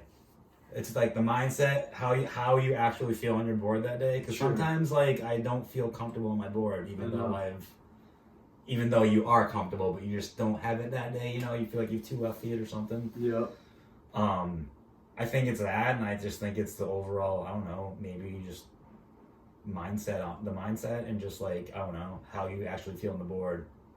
Did you ever do any snowboarding? Dude, I did once. Well, not once, but I did. And then, like I said, when I broke my leg skating, that's when I stopped snowboarding too. I feel like snowboarding did kind of teach me something about skating, and like there's like I mean, I guess I kind of knew this before from when I was a little kid, because when I was a little kid, I set up a board with 2 trucks going the wrong way, and I fucking had to learn how to push like that for a while, and it was difficult, but like I'm glad it happened. But like snowboarding, it's kind of like if you're up there and your gear is jacked, it's such a pain in the ass to switch something out. Like if your socks are fucked up or something, it's like you're like, fuck it, you just gotta like get through it. Yeah. And like shred around it, so to speak, you know what I mean? And that's why I like in a way, like you appreciate those off days, like those shitty days where your feet just feel weird because you're like, you just gotta skate through it and be like, oh fuck, I wore Excels today. What was I thinking? You know, like shit. The days that you think are gonna be the good days are always the shitty days. At least for me lately. And then the days where I'm like, I'm just gonna, like, you don't have no expectation, you're like, I'm just gonna go skate. Yeah. And just see what happens. I feel like those are the days that you have a good skate. Those are the better days. Yeah. I don't feel, sometimes you can be on point with your, like, you know, if you wake up and it's sunny out and you got like a freshie and you're like, you're meeting up with your friends and it's Saturday and like you're stoked on like your outfit and shit and you're like smoking weed and you got your iced coffee and you're like on the way to the session, you're like, you kind of know it's going to be a good day. Yeah. You know what I mean? Unless something goes wrong. Yeah. But even if you suck, like the vibes are high. Yeah. But I feel like those days those days are long gone, man. BTV. BTV. No, but like those days where you unexpectedly have a good day, like you're already tired and you're like, should I stop at the park? And you just like skate around by yourself and then like you're like progressing. You're like, what the fuck? Yeah. Like I did this new shit and I was just like, my back hurt, but like I skated by myself this morning and like kind of went off. Definitely. You know, like those are good days too, you know. They're all good days in the end, I guess, you know. Yeah, I feel like any good day is if you get on your skateboard and push, like. Yeah. Yeah, lately, I don't know, just everything that's going on, like, it's been a struggle to get on the board. Like, I guess with everything, that's just the depression talking, but that's, like, the reality of, like, anything that I enjoy, I don't find any amusement or like, fun out of, but, like, I know that's just because where I am mentally, and I just gotta, like, legit force myself. I think, and I'm speaking to myself as well, I think you gotta pat yourself on the back and consider the situation that's going on in society and not beat yourself up. So like I was saying earlier, only a crazy person would not be depressed right now in some manner. Yeah. I mean, shit.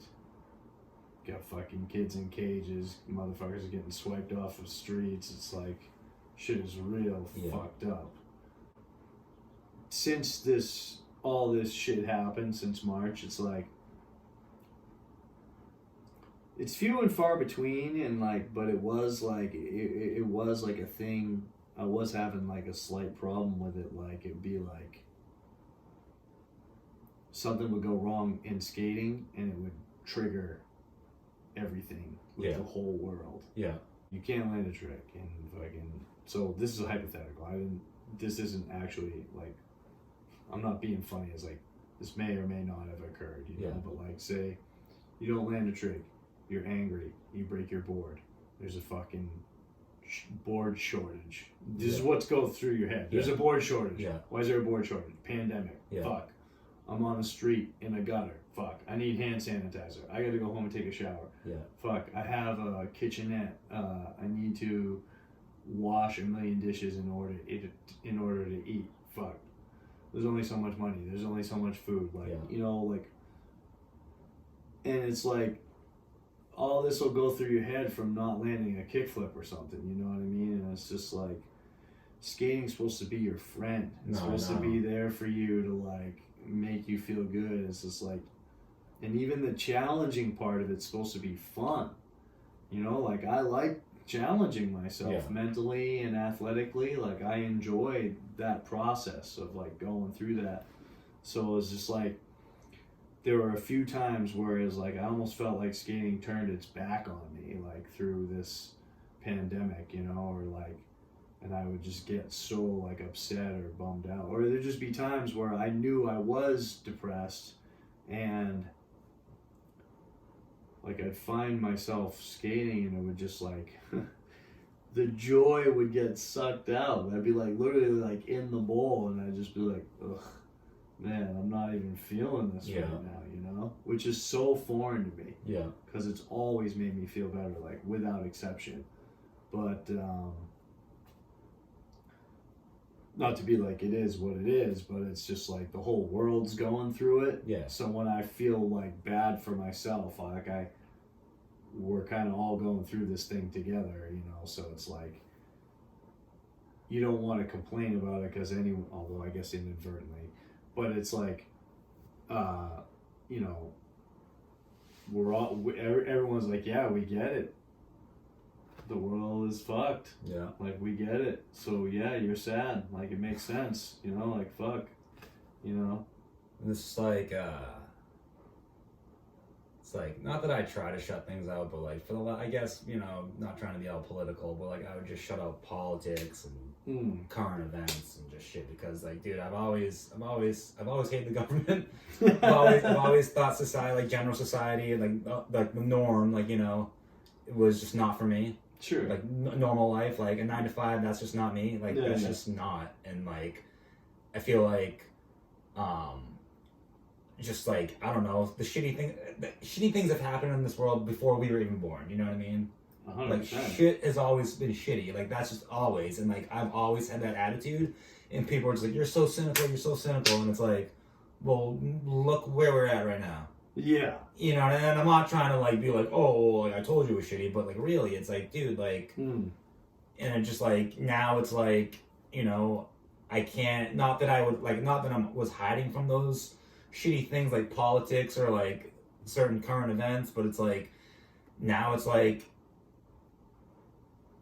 it's all everyone. It's there. You know what I mean? Dude, and not saying that it wasn't there before, but there were certain things that I could just shut out because like I could go skate or whatever. But now it's like, dude, everything's happening and everything's just gonna get worse. For like, I'm serious. No, like, I feel the same way. I know exactly what you're saying, dude. I feel very much the same way. Like, it's really bumming me out. You don't want to be like, I told you so. Yeah. But like, there's certain subsects of people, you know, like punk rockers or political scientists or, you know, people have been in tune to some of this shit for a long time. Well, yeah, and now there's a lot of people that are like, well, what are you talking about? There's racism. It's like, yeah, there is. You're like, I don't know. And the list of like, I don't know, a few, maybe like when this whole thing was going on, like there was like a bunch of companies like they use U.S. prison labor, like, you know, for like against like black people, and it's like, yeah, like people are like all shocked. It's like obviously these corporations are doing this because it's like a whole money thing, dude. Like it's like, it's weird though, because I think there's levels of it too, where it's like, I very similar to you, like have, you know, been aware of these issues my whole life and tuned them out, you know, because of the privilege of like where I live and like the hand I've been dealt. I've been able to just kind of like, I think most people, if they were honest, most Americans would do is, if they're not directly involved in the situations themselves, or people of color, or people that are genuinely directly oppressed, I think most people would say that, yeah, for the past 20 years, we've all been kind of tuning it out and just staying in our lane and trying not to be a dickhead. And no one's like going out of their way. I mean, most normal people is like, no one wants to go out of their way to be a racist dickhead and like say some fucked up shit or do some fucked up shit. But for the most part, people have been kind of looking the other way for a lot of shit. And that goes right down to corporations and politics and all this stuff. And it's like, now everyone's aware of it. You can't not be aware of like the corruption that exists within. But now it's like, I think there's other levels to it too, because I'm like I still have to like you know, exist in the society. Go to stores, make purchases, and it's like, so now everything's a political decision as far as like what fucking brand of bread do you buy or whatever. And you can get lost in that. No, and I kind know. of miss the point of just like, yo, I need to make a sandwich, dude. I don't know what fucking corporation. I don't know. I'm sorry if they did some shit, but I just got to feed my family. No, I know. So I'm buying these groceries from XYZ, and I'm sorry if that's against your politics. You know what I mean? I can only afford to go to Whole Foods, and I have to provide to my family. But you know what I'm saying? It's just like, dude, you got to give yourselves a break. Like, fuck. I can't be like, dude, I'm sorry. I've fucking been to Walmart, you know what I mean? Because it's fucking convenient and cheap, and I needed a couple random things at the same time. And it's like, that doesn't mean that I fucking support, like, the fucking, you know, I'm some bootlicking, like, fascist supporter of, like, Trump. I just, like, happen to need fucking deodorant, condoms, and motor oil at the same time.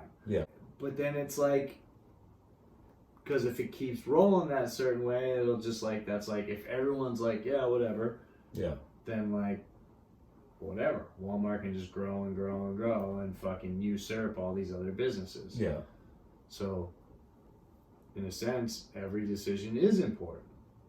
But to have that kind of pressure on yourself, like you said, those of us that maybe are wired differently, like, it's like, dude, I'm just trying to get through fucking everyday life. Get out of bed, feed myself, look for a job, fucking have a place to live, skate, be happy, be healthy.